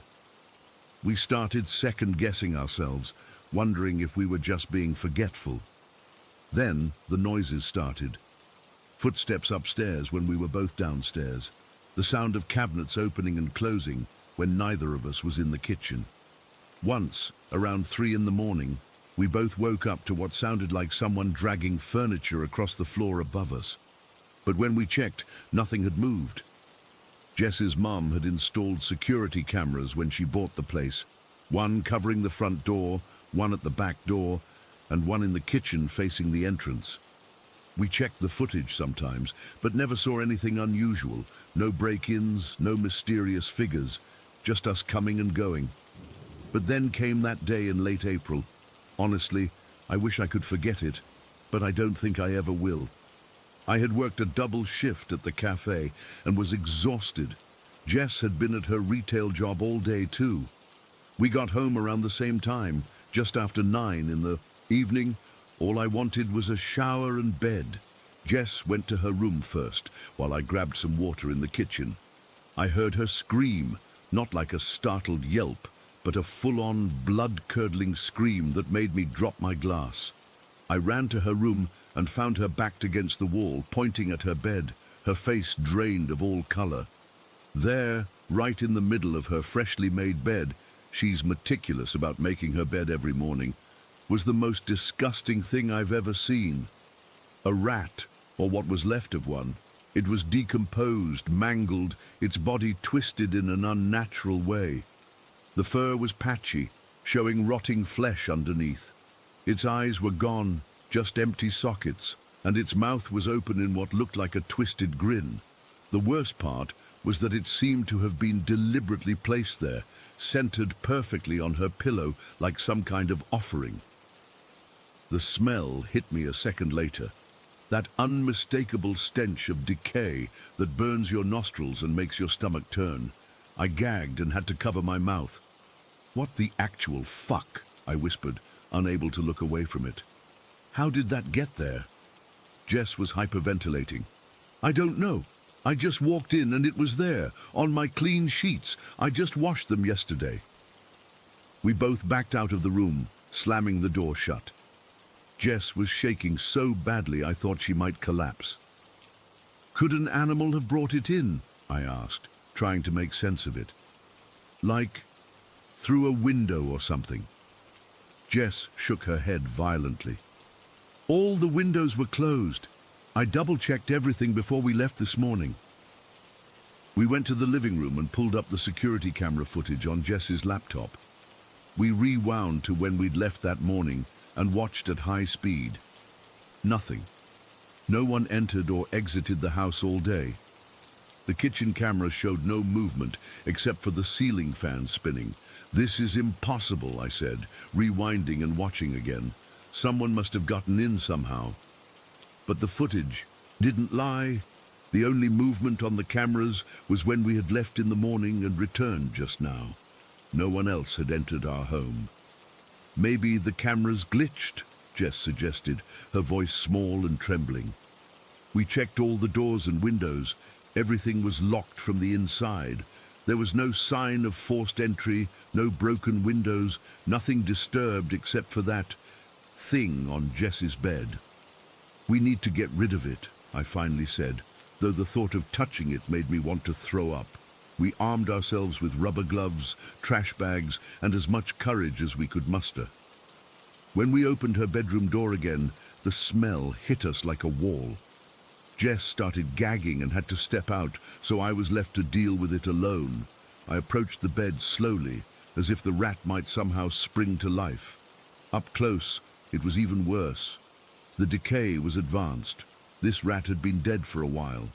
Its body was stiff and dried out in some places, while other parts were still disgustingly soft with decomposition. With shaking hands, I managed to scoop it into a trash bag, trying not to look directly at it. As I lifted it, I noticed something that turned my blood to ice. There was no stain on the bedding, none, not even a slight discoloration where the rotting corpse had been sitting. That's not possible. A decomposing animal would leave fluids, marks, something. I tied the bag tightly and took it straight outside to the garbage bin, then scrubbed my hands raw, even though I'd worn gloves. When I came back in, Jess was sitting on the couch, rocking slightly, her arms wrapped around herself. "The sheets," she whispered. "There wasn't a stain." So she'd noticed too. "Maybe it was drier than we thought," I offered weakly. "That's not how decomposition works," she said flatly. Jess was studying biology. She knew. We spent that night huddled together on the couch, every light in the house blazing. Neither of us wanted to go into our bedrooms. We tried to rationalize what had happened. Maybe someone had a key we didn't know about. Maybe the cameras had malfunctioned. Maybe a neighbor was playing a sick joke. But deep down, we knew none of those explanations made sense. The worst part was the feeling that we were being watched, even as we sat there. I kept seeing movement out of the corner of my eye, but when I'd turned to look, nothing was there. The air felt heavy, charged somehow, like right before a thunderstorm. Around 3 in the morning, all the lights in the house flickered simultaneously, just once, a quick dimming and brightening. Jess and I looked at each other, not saying a word. We didn't need to. We both felt it. Whatever was in the house with us was letting us know it was there. I wish I could say we were brave enough to stay and figure out what was happening, but we weren't. The next morning, we packed overnight bags and went to stay with Jess's mom. We told her there might be a rat infestation, which wasn't entirely a lie. We just left out the part about how one of those rats had somehow materialized on a clean bed in a locked house. It's been 3 months now. We never moved back in. Jess's mom hired exterminators who found no evidence of rats or any other pests. She thinks we overreacted to finding a dead animal in the house. Maybe we did, but she didn't see how that rat was placed. So deliberately, so intentionally. She didn't feel what we felt that night. The duplex is still empty. Jess's mom can't understand why no one wants to rent it, even at a reduced rate. Potential tenants tour the place and then never call back. Sometimes I drive by it just to look at it from the street. The windows seem darker than the neighboring houses, even in daylight. I still don't have an explanation for what happened. I've gone over it 1,000 times in my head. No one could have entered the house without showing up on camera. No animal could have placed a decomposed rat so perfectly centered on a freshly made bed without leaving a trace. And sometimes, late at night when I can't sleep, I wonder if that was just the beginning. What would have happened if we'd stayed another night? Story 17. I'm still trying to make sense of what happened to me last month. I've always known my grandma's house had some weird energy. I've lived with her in Fresno for about 3 years now, ever since I graduated college, and needed a place to stay while building up some savings. It's one of those old California bungalows from the 50s, with creaky floors and walls that seem to breathe sometimes. Everyone in my family knows the place is haunted. Not in a terrifying Hollywood horror movie way, more like we've just accepted we have an extra roommate who doesn't pay rent or show their face. We'd hear footsteps when nobody was walking around, or the sound of doors closing when we were all in the same room. My grandma's TV would turn on by itself sometimes, usually to those old black and white movies she loves. We all just shrugged it off as the house being the house. But what happened that Wednesday afternoon was something else entirely, something so bizarre and personal that I'm still freaked out when I think about it. I'd gone grocery shopping that morning, just the usual weekly run to get stuff for me and Grandma. Nothing unusual happened at the store. It was hot as hell outside, typical Fresno summer where you feel like you're melting the second you step outdoors. By the time I got home and unloaded all the groceries, I was sweaty and gross and desperately needed a shower.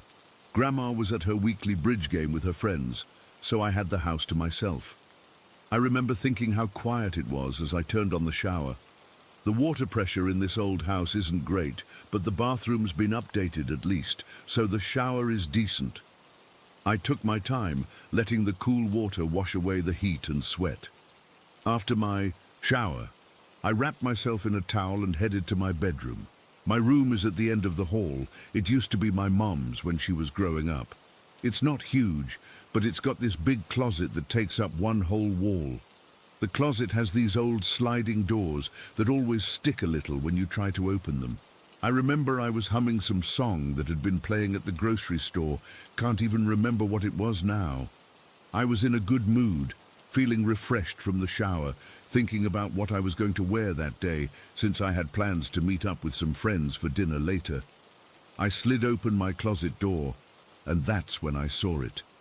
There, hanging in mid-air inside my closet, was my black thong underwear, just floating, not hanging on anything, not stuck to something, floating, like someone invisible was holding it up with one finger, dangling it there at about eye level. I froze, completely froze.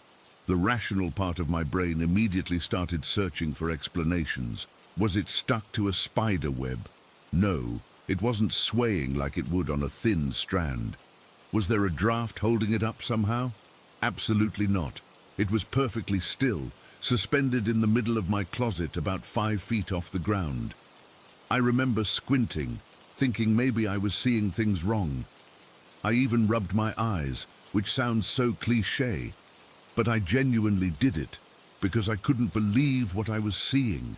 I moved my head from side to side, thinking maybe it was some weird optical illusion. But nope. From every angle, my underwear was just floating there in the middle of my closet.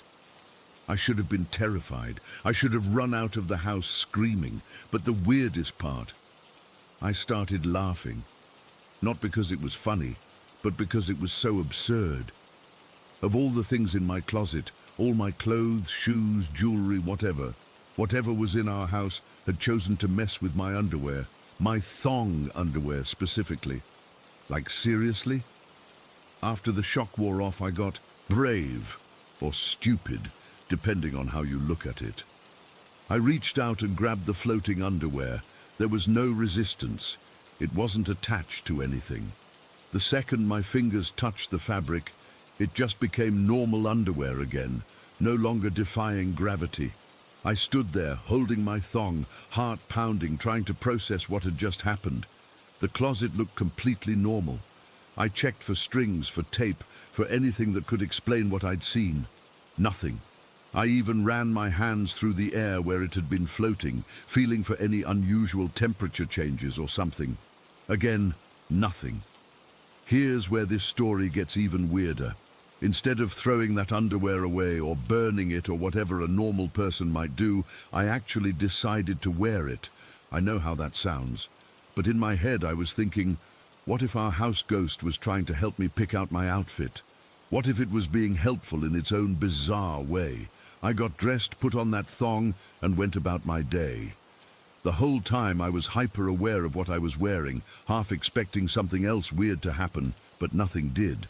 The rest of the day was completely normal. I kept wondering if I should text someone about what happened, but who would believe me? Hey, Just FYI, a ghost picked out my underwear today. Yeah, right. When my grandma came home, I almost told her, but stopped myself. She's always been matter-of-fact about the strange things in the house. Every house has its quirks, she always says, but this felt different, more personal, more intentional. That night when I got home from dinner with my friends, I kept looking at my closet, half expecting to see more floating clothes. I even stood there for a while, staring into it, saying out loud, "If you're there, can you do that again?" Nothing happened. Part of me was relieved, part of me was disappointed. The next day, I finally told someone. My nephew, who's only a few years younger than me, my family's age. Gaps are weird, I know. We've always been close, and he stayed at Grandma's house enough times to have experienced some of the strange stuff himself. When I told him about the floating underwear, he didn't laugh or look at me like I was crazy. He just nodded and said, "That must be Happy Smiley." Happy Smiley is what we started calling the ghost, or whatever it is, after an incident at my old apartment a couple years back. I'd woken up in the middle of the night to see what looked like a smiley face drawn in the condensation on my bedroom window from the inside.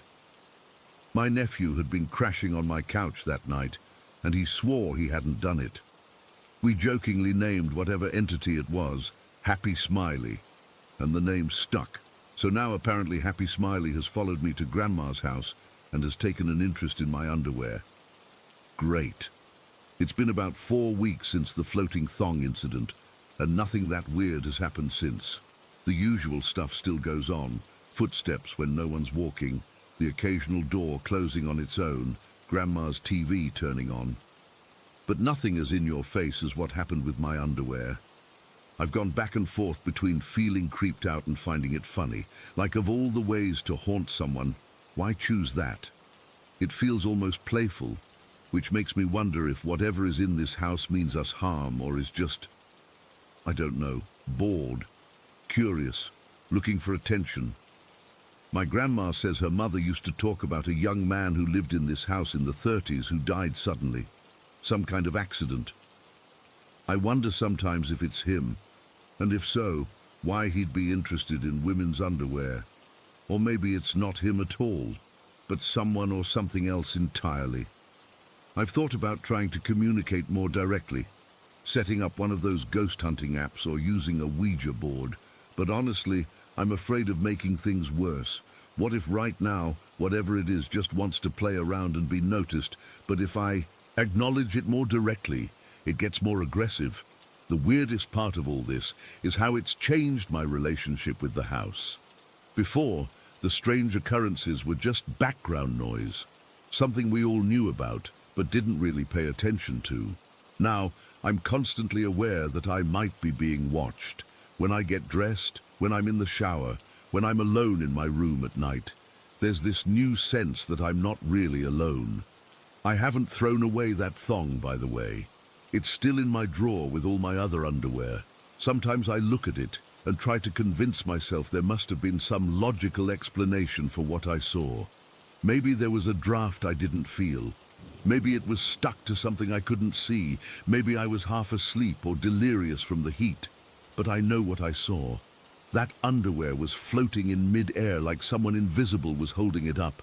And sometimes, when I'm getting dressed in the morning, I could swear I feel something brushing against my clothes in the closet, like fingers running over the fabric, trying to make another selection. So, that's my story. I'm still living in the house, still dealing with the usual weird noises and unexplained events, but now there's this new layer to it all. This sense that whatever is sharing our space isn't just making itself known in random ways. It's interacting with my personal things, choosing them, moving them, and I have no idea why or what might happen next. Story 18. I still get chills thinking about what happened in Hillsdale back in 2015. I was 15 years old then, living with my parents in our old family home, a 2-story house with a big backyard that backed up to some woods. Nothing about our house seemed creepy or unusual. It was just normal. At least I thought so until that summer. It was early June, one of those perfect days where it's warm but not too hot. I remember I was in my room doing homework, summer school, when I got hungry and went downstairs for a snack. As I passed by the kitchen window, I glanced out toward our backyard, and that's when I saw her. My mom was hanging laundry on the clothesline, wearing this flowing white dress that went down to her ankles. I remember pausing because it struck me as weird. Mom never wore dresses to do chores, and I could have sworn she had on jeans and a t-shirt earlier that morning. Plus, we hardly ever used that old clothesline anymore, since we had a perfectly good dryer. I stood there for maybe 5 seconds, watching her methodically hanging white sheets. Her back was to me the whole time, and her dark hair was pulled back in what looked like her usual ponytail. Something felt off, but I couldn't place what exactly. I looked down to grab an apple from the fruit bowl, and when I looked back up, she was gone. Not like she walked away or finished her task. Just gone. The sheets were still there, fluttering slightly in the breeze, but Mom had completely vanished in the seconds I'd looked away. "Mom?" I called out, thinking maybe she ducked behind the sheets or walked around the side of the house. No answer. I felt this weird tightness in my chest as I headed upstairs. I found my mom in her bedroom, folding laundry from a basket on her bed. She was wearing exactly what I remembered from breakfast, jeans and her faded blue t-shirt with the logo of my dad's company. "Were you just outside?" I asked, trying to keep my voice casual. She looked at me funny. "No, I've been up here folding laundry for the past hour." "Why?" "I just saw someone who looked like you hanging sheets on the clothesline. She was wearing a white dress." Mom's hands paused over the shirt she was folding. "I don't own a white dress except my wedding gown, and that's been in storage for years." We both went downstairs and looked out the window. The sheets were still on the line, but there was no sign anyone had been there. Mom couldn't remember hanging them out and said she'd done all the laundry yesterday. "Maybe it was a neighbor," she suggested. "But our nearest neighbors were a quarter-mile away, and why would they use our clothesline?" We kind of laughed it off. I figured maybe I was studying too hard, or the sun was playing tricks with the sheets. But I couldn't shake this feeling of unease. About 2 weeks later, it happened again. Our dog Rusty had gotten out the back door, and I chased him into the yard. It was late afternoon, and I was calling his name when I spotted something white moving near our small apple orchard at the edge of the property. There she was again, the woman in the white dress. This time she appeared to be picking apples, reaching up into the branches of our oldest tree. Just like before, her back was to me, and I could only see her dark hair and the flowing white dress that reached her ankles. "Hello?" I called out, my voice cracking a little. The woman didn't turn or acknowledge me at all. She just kept reaching for apples, her movements slow and deliberate. Rusty was barking like crazy in her direction, but wouldn't go any closer to her. I took a few steps forward, and that's when it happened again. I blinked, and she was gone, not hiding behind the tree or walking away, just vanished. The branches of the apple tree were still swaying slightly, but there was no sign of anyone. Rusty stopped barking immediately and ran back to me, whimpering. The hair on his back was standing up, and he kept looking back at the apple tree like he was afraid of it. I ran inside and found both my parents in the kitchen making dinner together. Neither had been outside. Neither owned a white dress like the one I'd seen. That night, I couldn't sleep. I kept thinking about the woman and how I'd seen her twice now. The next day, my cousin Ellie came over to hang out. She was 17 and into all kinds of paranormal stuff, so I decided to tell her what I'd seen. "It sounds like you saw a ghost," she said, not even trying to hide her excitement. "I don't believe in ghosts," I told her, but my voice didn't sound convincing even to myself. Ellie insisted we look it up online. We spent hours searching for Woman in White and Ghost in White Dress and reading through all kinds of stories. That's when we found it. Descriptions of something called the White Lady. According to the websites we found, the Woman in White or White Lady was an omen that appeared in many cultures. She was said to show up at a house where someone was going to die soon. Sometimes she appeared as a family member, sometimes as a stranger, but always in a white dress or gown, and she almost never showed her face. "This is stupid," I said, closing the laptop. "It's probably just someone trespassing." But Ellie looked serious. "Meg, think about it. She vanished both times, and Rusty was freaking out. Animals can sense that kind of stuff." I made her promise not to tell my parents. They'd either think I was making it up or they'd worry about me, and neither option seemed great. We agreed to keep researching and see if the woman appeared again, but she didn't. Weeks went by and everything was normal. July turned into August, and then school started again. I almost convinced myself I'd imagined the whole thing. Then came September 25th. I remember the date exactly because it was the day before everything changed. It was a Friday, and I was sitting on the front porch waiting for my dad to get home from work. The sun was starting to set, casting long shadows across our yard. That's when I saw her again, the woman in white. She was standing at the edge of our driveway, partially hidden by the big oak tree. Like before, I couldn't see her face, just the white dress and dark hair. But this time, she wasn't doing anything. She was just standing there, watching the house. I felt ice in my veins. I couldn't move or call out. She stayed there for maybe 30 seconds, completely motionless, and then she slowly raised her arm and pointed toward our house. I blinked, and she was gone. I ran inside and locked the door, my heart pounding so hard I thought it would burst from my chest. I didn't tell anyone what I'd seen. Somehow it felt like saying it out loud would make whatever was coming happen faster. The next day, September 26th, we got the call. My cousin Tyler, Ellie's older brother, had been in a motorcycle accident the night before. He'd been rushed to the hospital but died early that morning from his injuries. He was only 23. The funeral was a blur. I remember hugging Ellie and seeing how destroyed she was. I wanted to tell her about seeing the woman in white again, about how the legends might be true, but I couldn't bring myself to do it. It felt too horrible, too real. But a few weeks after the funeral, Ellie came to see me. We sat in my room, not saying much, when she suddenly asked, "Did you see her again, before it happened?" My blood ran cold. "What do you mean?" "The woman in white. I saw her too." Ellie's voice was barely above a whisper. "The morning before Tyler's accident, she was standing in our kitchen wearing this long white dress. I thought it was Mom at first, but when I called out, she didn't turn around. Then she was just gone." We looked at each other, and I knew she understood. We'd both seen the omen. We'd both ignored it. And now Tyler was gone. 5 years have passed since then. I'm 20 now and in college. I've never seen the woman in white again, not once.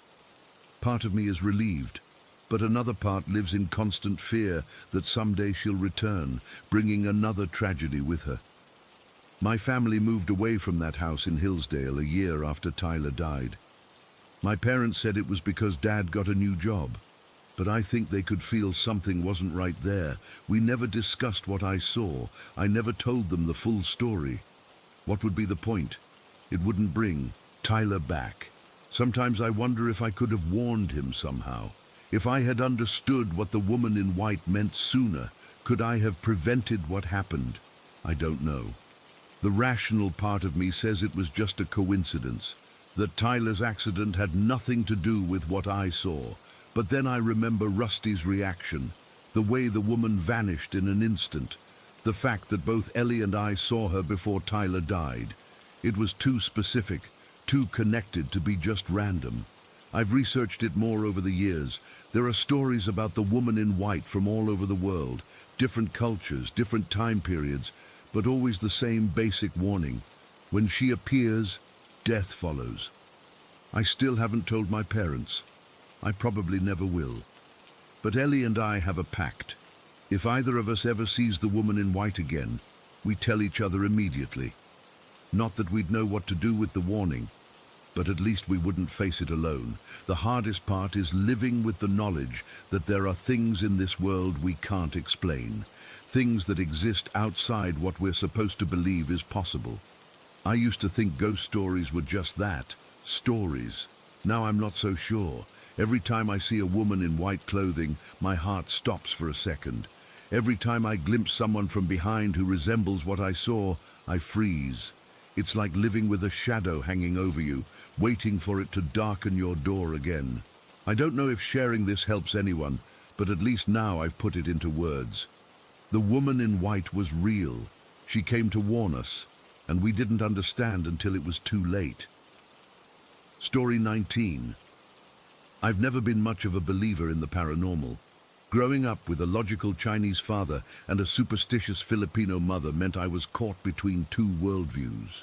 Dad would dismiss ghost stories with a wave of his hand, while Mom would make the sign of the cross and mutter prayers under her breath. I always leaned toward Dad's way of thinking. The world made sense, things could be explained, and ghosts were just stories we told to scare ourselves. That was until 25 years ago, when I was just 7 years old. We lived in Pinewood back then, one of those sleepy mountain towns where everyone knows everyone. Our house wasn't anything special, just a modest two-story place with faded yellow siding that Dad kept promising to repaint. My grandmother May lived upstairs while our family occupied the ground floor. It was a perfect arrangement. We had our space, and Grandma had hers, but we were close enough that we could check on her easily. The upstairs bathroom was connected to Grandma's bedroom, but we kids used it all the time, especially when our parents weren't home. Grandma never minded. She'd smile and pat our heads as we scurried past her room, always offering us those chewy white rabbit candies she kept in a glass jar by her bed. I remember that evening so clearly. It was early autumn, and the wind was picking up outside, making the old windows rattle. Mom and Dad were unusually late coming home from work. They'd called to say they were stuck in traffic, something about an accident on the highway. So it was just me, my 5-year-old sister Lily, and 3-year-old brother Daniel at home with Grandma May. We'd been playing in our room on the ground floor for hours, getting bored and restless. It was starting to get dark outside, and I suggested we watch Beauty and the Beast on VHS. It was Lily's favorite movie, and I knew it would keep her and Daniel occupied until our parents got home. I made us some peanut butter sandwiches, cut into triangles the way Mom always did, and we piled onto my bed with our plate of sandwiches and glasses of apple juice. I remember being so proud of myself for taking care of my siblings, for being the responsible one. The movie was about halfway through, the part where Belle is dancing with the Beast in that huge golden ballroom, when things started to get weird. Our bedroom door was closed. I remember this specifically because I'd closed it myself after bringing in the sandwiches. But suddenly, without any warning, it swung open. Not violently or anything, just opened, as if someone had gently pushed it. "Who's that?" Lily asked, clutching her stuffed rabbit to her chest. I figured it was Grandma May checking on us. "Grandma," I called out, "do you need something?" No answer. Then we heard the upstairs bathroom door open and close. The sound was unmistakable, that particular creak followed by the soft thud of it closing. Our house was old, and every door had its own unique sound. You could tell exactly which door was opening or closing just by listening. "Grandma's in the bathroom," I told my siblings, trying to sound casual, even though I felt uneasy. Something felt off, but I couldn't put my finger on what it was. We tried to focus on the movie again, but then we heard the toilet flush upstairs. The pipes in our house were ancient and noisy. When the upstairs toilet flushed, it sounded like a waterfall running through the walls. After the flush, we heard the bathroom door open again, and then the distinct sound of Grandma's bedroom door opening and closing. That's when the TV suddenly went to static. Just Static. Loud, hissing static with those black and white dots dancing across the screen. I remember lunging for the remote, pressing every button, but nothing worked. The VCR was still running. I could see the tape moving through the little window, but all we got was static and that awful noise. "Charlotte, I'm scared," Daniel whimpered, his bottom lip trembling. "It's okay," I said, trying to sound brave. "The TV's just broken. I'll fix it." But I couldn't fix it. And then the lights started to flicker, not in a dramatic horror movie way, just subtle flickers, like when there's a power surge. Once, twice, 3 times, and then steady again. That's when true panic set in. Lily started crying first, then Daniel joined in. I tried to stay calm, but I felt this cold weight settling in my stomach. Something was very, very wrong. "Let's go check on Grandma," I suggested, trying to sound brave. But neither of my siblings would move. They were huddled against the headboard, tears streaming down their faces, and honestly, I was too scared to go upstairs alone. So we just sat there, huddled together in the corner of my bed, crying. Daniel was sobbing so hard he could barely breathe, and Lily kept asking for Mom and Dad between hiccups. I held them both, trying to be the big sister, but I was just as terrified. The static on the TV seemed to get louder, more insistent. The longer we stared at it, the more it seemed like there were shapes forming in the noise. Not clear images, just suggestions of something moving behind the static. I don't know how long we sat there crying. It felt like hours, but it was probably only 20 or 30 minutes. When we finally heard our parents' car pull into the driveway, it was the most beautiful sound in the world. Dad came in first, his tie loose around his neck, looking tired from the long day. His expression changed immediately when he saw us. "What happened?" he asked, rushing over to the bed. "Why are you all crying?" I tried to explain about the doors opening and the toilet flushing and the TV turning to static, but I was crying so hard that the words came out jumbled and nonsensical. Mom came in and sat on the bed, gathering all 3 of us into her arms. "Shh, it's okay," she kept saying, stroking our hair. "You're safe now. Everything's okay." Dad went to check on Grandma while Mom tried to calm us down. I remember watching him walk out of the room, my stomach twisting with anxiety. I wanted to call him back, to tell him not to go upstairs, though I couldn't explain why.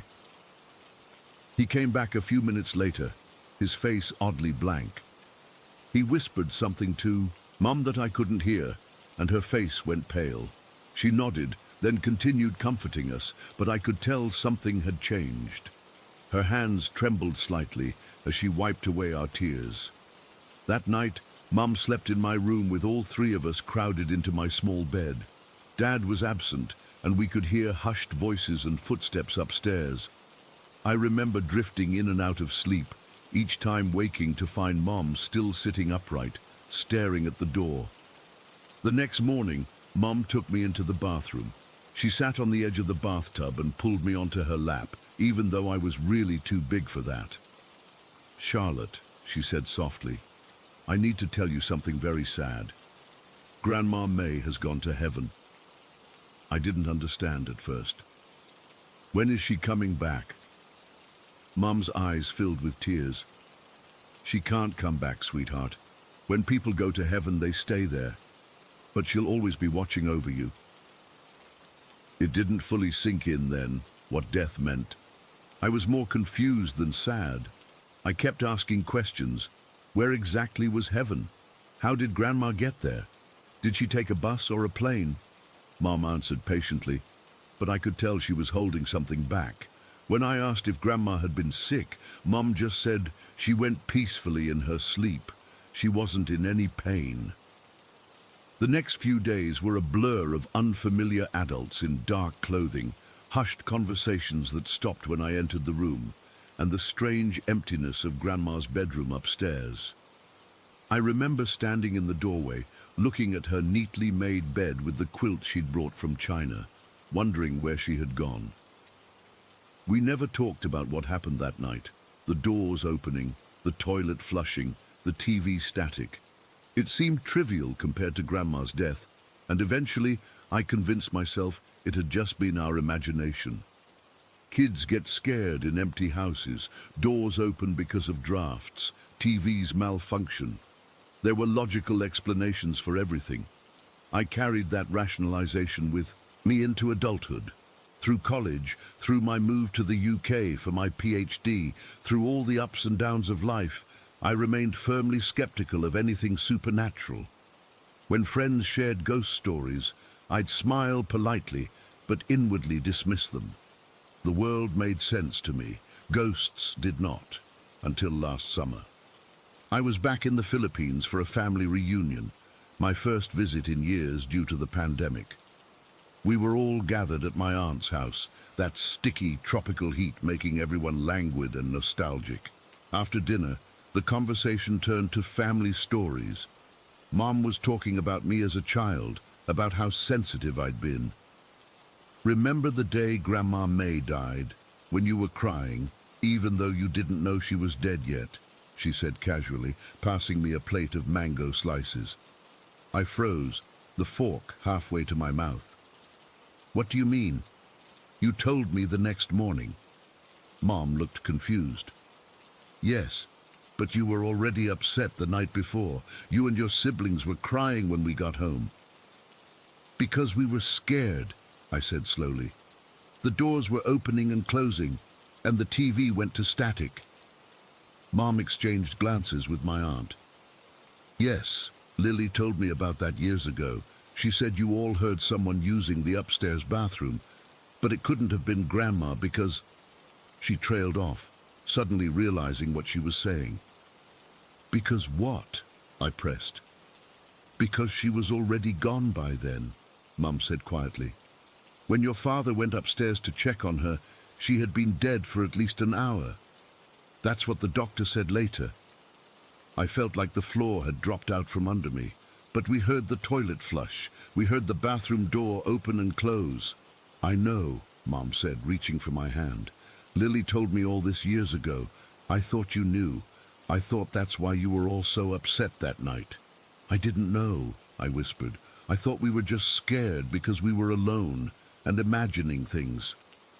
Mom squeezed my hand.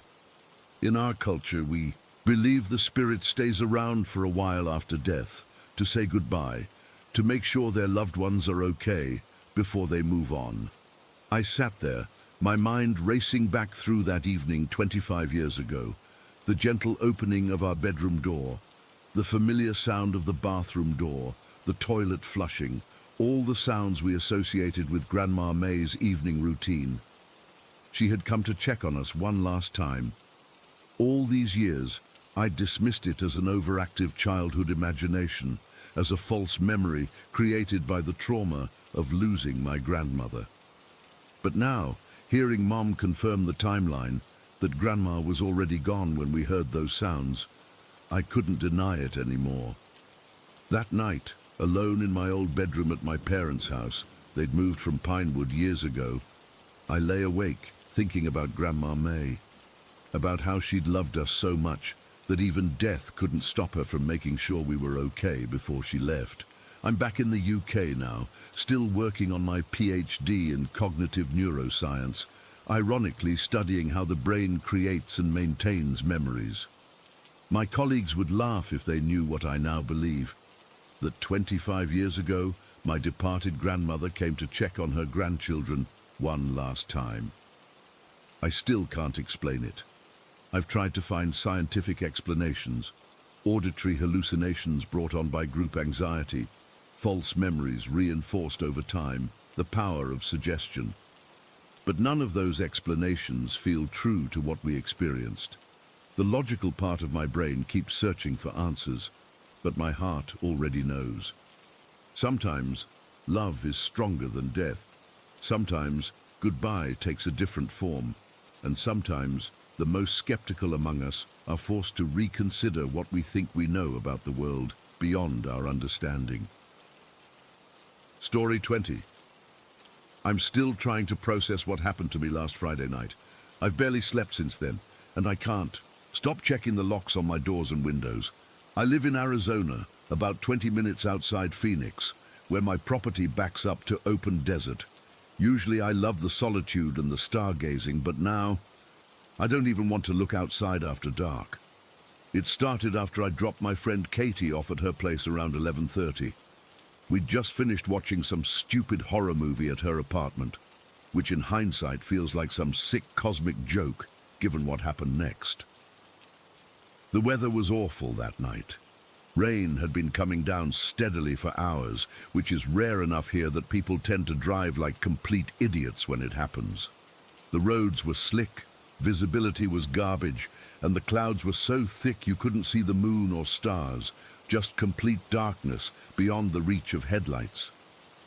I remember thinking how the desert feels different at night during a rainstorm, like it becomes this vast, empty void that could swallow you whole. Katie lives in this newer development that's pretty well lit, but once you leave it, there's this 5-mile stretch with hardly any streetlights before you hit the highway. I've driven it hundreds of times, but that night it felt wrong somehow. I can't explain it better than that. Like the air inside my truck was suddenly heavier. I was about halfway through this stretch when I felt this weird crawling sensation up the back of my neck. You know that feeling when you're convinced someone's watching you? Like that, but 10 times stronger. I checked my rearview mirror and didn't see headlights behind me, which somehow made it worse. Then I noticed something ahead, this strange blue light casting onto the wet asphalt. It stood out because all the streetlights around here give off this yellowish glow, but this was a cold, electric blue. At first I thought maybe it was from some new construction equipment or something, but as I got closer, I couldn't pinpoint where it was coming from. It seemed to be shining down from above the road, but there was no visible source. The moment, and I mean the exact moment, my truck passed under this blue light, it just vanished. Switched off like someone flipped a circuit breaker. That's when I saw it. This massive shadow crossing the road in front of me, not like an animal or a person, but something much larger. It moved silently and was gone before I could process what I was seeing.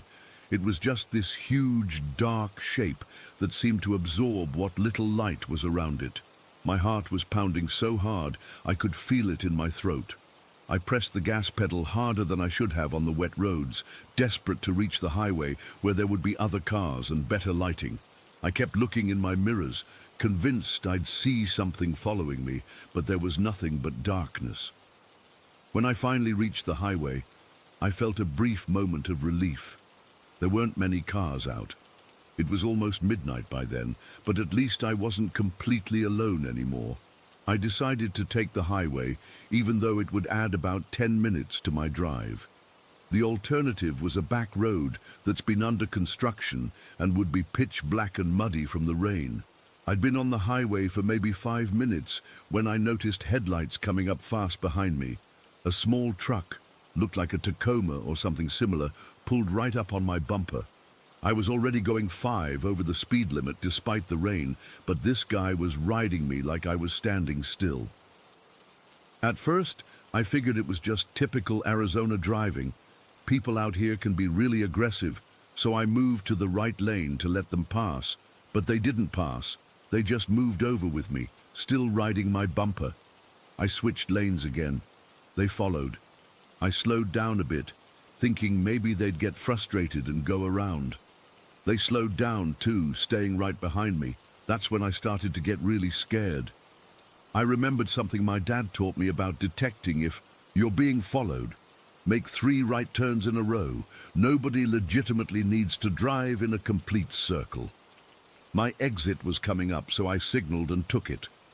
The truck followed. I came to the first light and turned right. The truck turned right. I turned right again at the next street, heading toward the mall that was closed for the night. The truck turned right again. By this point, I was in full panic mode. I was shaking so bad I could barely hold the steering wheel. I made one more right turn, which would lead back to the main road. The truck was still behind me. There was a right turn lane coming up with a red light. I pulled into it and stopped, pretending I was waiting for the light to change. The truck finally passed me, and I got a look at the driver, or tried to anyway. The windows were tinted dark, and all I could make out was a silhouette. Someone tall, with what looked like an unusually large or misshapen head. I couldn't tell if it was a man or woman. I memorized the license plate as they drove away, AZ plate, TCL 4873. I've reported it to the police since then, but they basically told me tailgating isn't exactly a high-priority crime. Once the truck was out of sight, I waited another minute or two before pulling back onto the road. I was only about 5 minutes from home at that point, and I just wanted to get there, lock myself in, and try to calm down. I pulled into my driveway around 12:15. The rain had finally stopped, but everything was still wet and glistening under the security light I leave on when I'm out at night.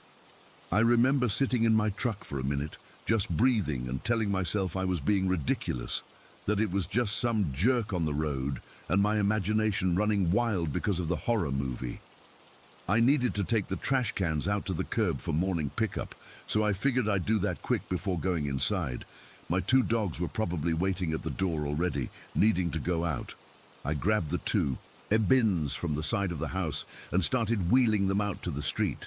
That's when I noticed how unnaturally quiet it was. Arizona nights are usually filled with sounds, crickets, the occasional coyote, bats clicking as they hunt insects. But there was nothing. Absolute silence. Not even the distant sound of cars on the highway. I was about halfway to the curb when I got that feeling again, that crawling sensation up my neck.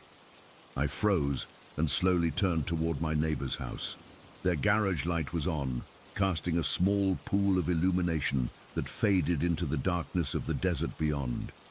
Standing just at the edge of that light, where their property meets the open desert, was something.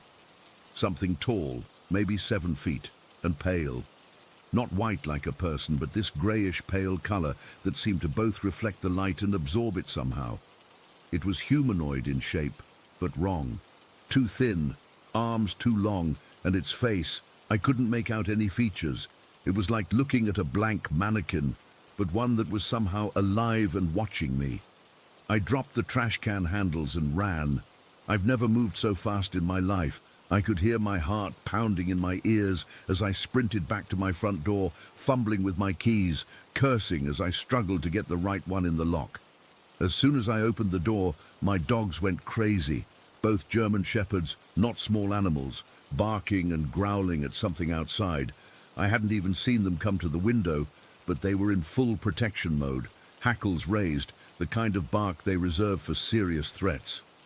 I slammed the door shut, locked it, and then locked the deadbolt too. I ran through the house, checking every window and door, making sure everything was secure. I ended up in my bedroom, as far from the front of the house as possible, with both dogs pacing nervously around me. Around 1 in the morning, I heard it, scratching at my bedroom window. Not like a tree branch or something natural. Deliberate, rhythmic. 3 scratches, pause, 3 scratches. My blinds were closed and I couldn't bring myself to look. The dogs heard it too and went ballistic again, barking at the window. The scratching continued for maybe 5 minutes, then stopped. I didn't sleep at all that night. I sat on my bed with all the lights on, a baseball bat beside me, my phone in hand ready to call 911, with my dogs still on high alert. When morning finally came, I forced myself to look outside. There was nothing there. No footprints in the still damp soil beneath my window, no signs that anything had been there at all. I've lived in Arizona my whole life. I've heard all the stories about this region, the Phoenix Lights, the Superstition Mountains, skinwalkers from Native American lore. I never put much stock in any of it before, but whatever followed me home that night wasn't human. I don't know if it was something paranormal or extraterrestrial or what. I just know it was real, and it found me, and I'm terrified it's going to come back. I've been staying with my parents since then, making excuses about plumbing problems at my place. I haven't told them what happened. They'd think I was losing my mind. Maybe I am. But those scratches on my window weren't in my head.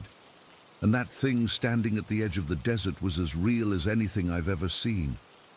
The truck with the weird driver has never shown up again. I've been checking my mirrors obsessively whenever I drive anywhere now. I don't go out after dark anymore if I can help it. I don't know what to do. I don't even know what I saw. But I know one thing for certain. Something followed me home from the desert that night, and I have no idea why it chose me or if it's still out there waiting.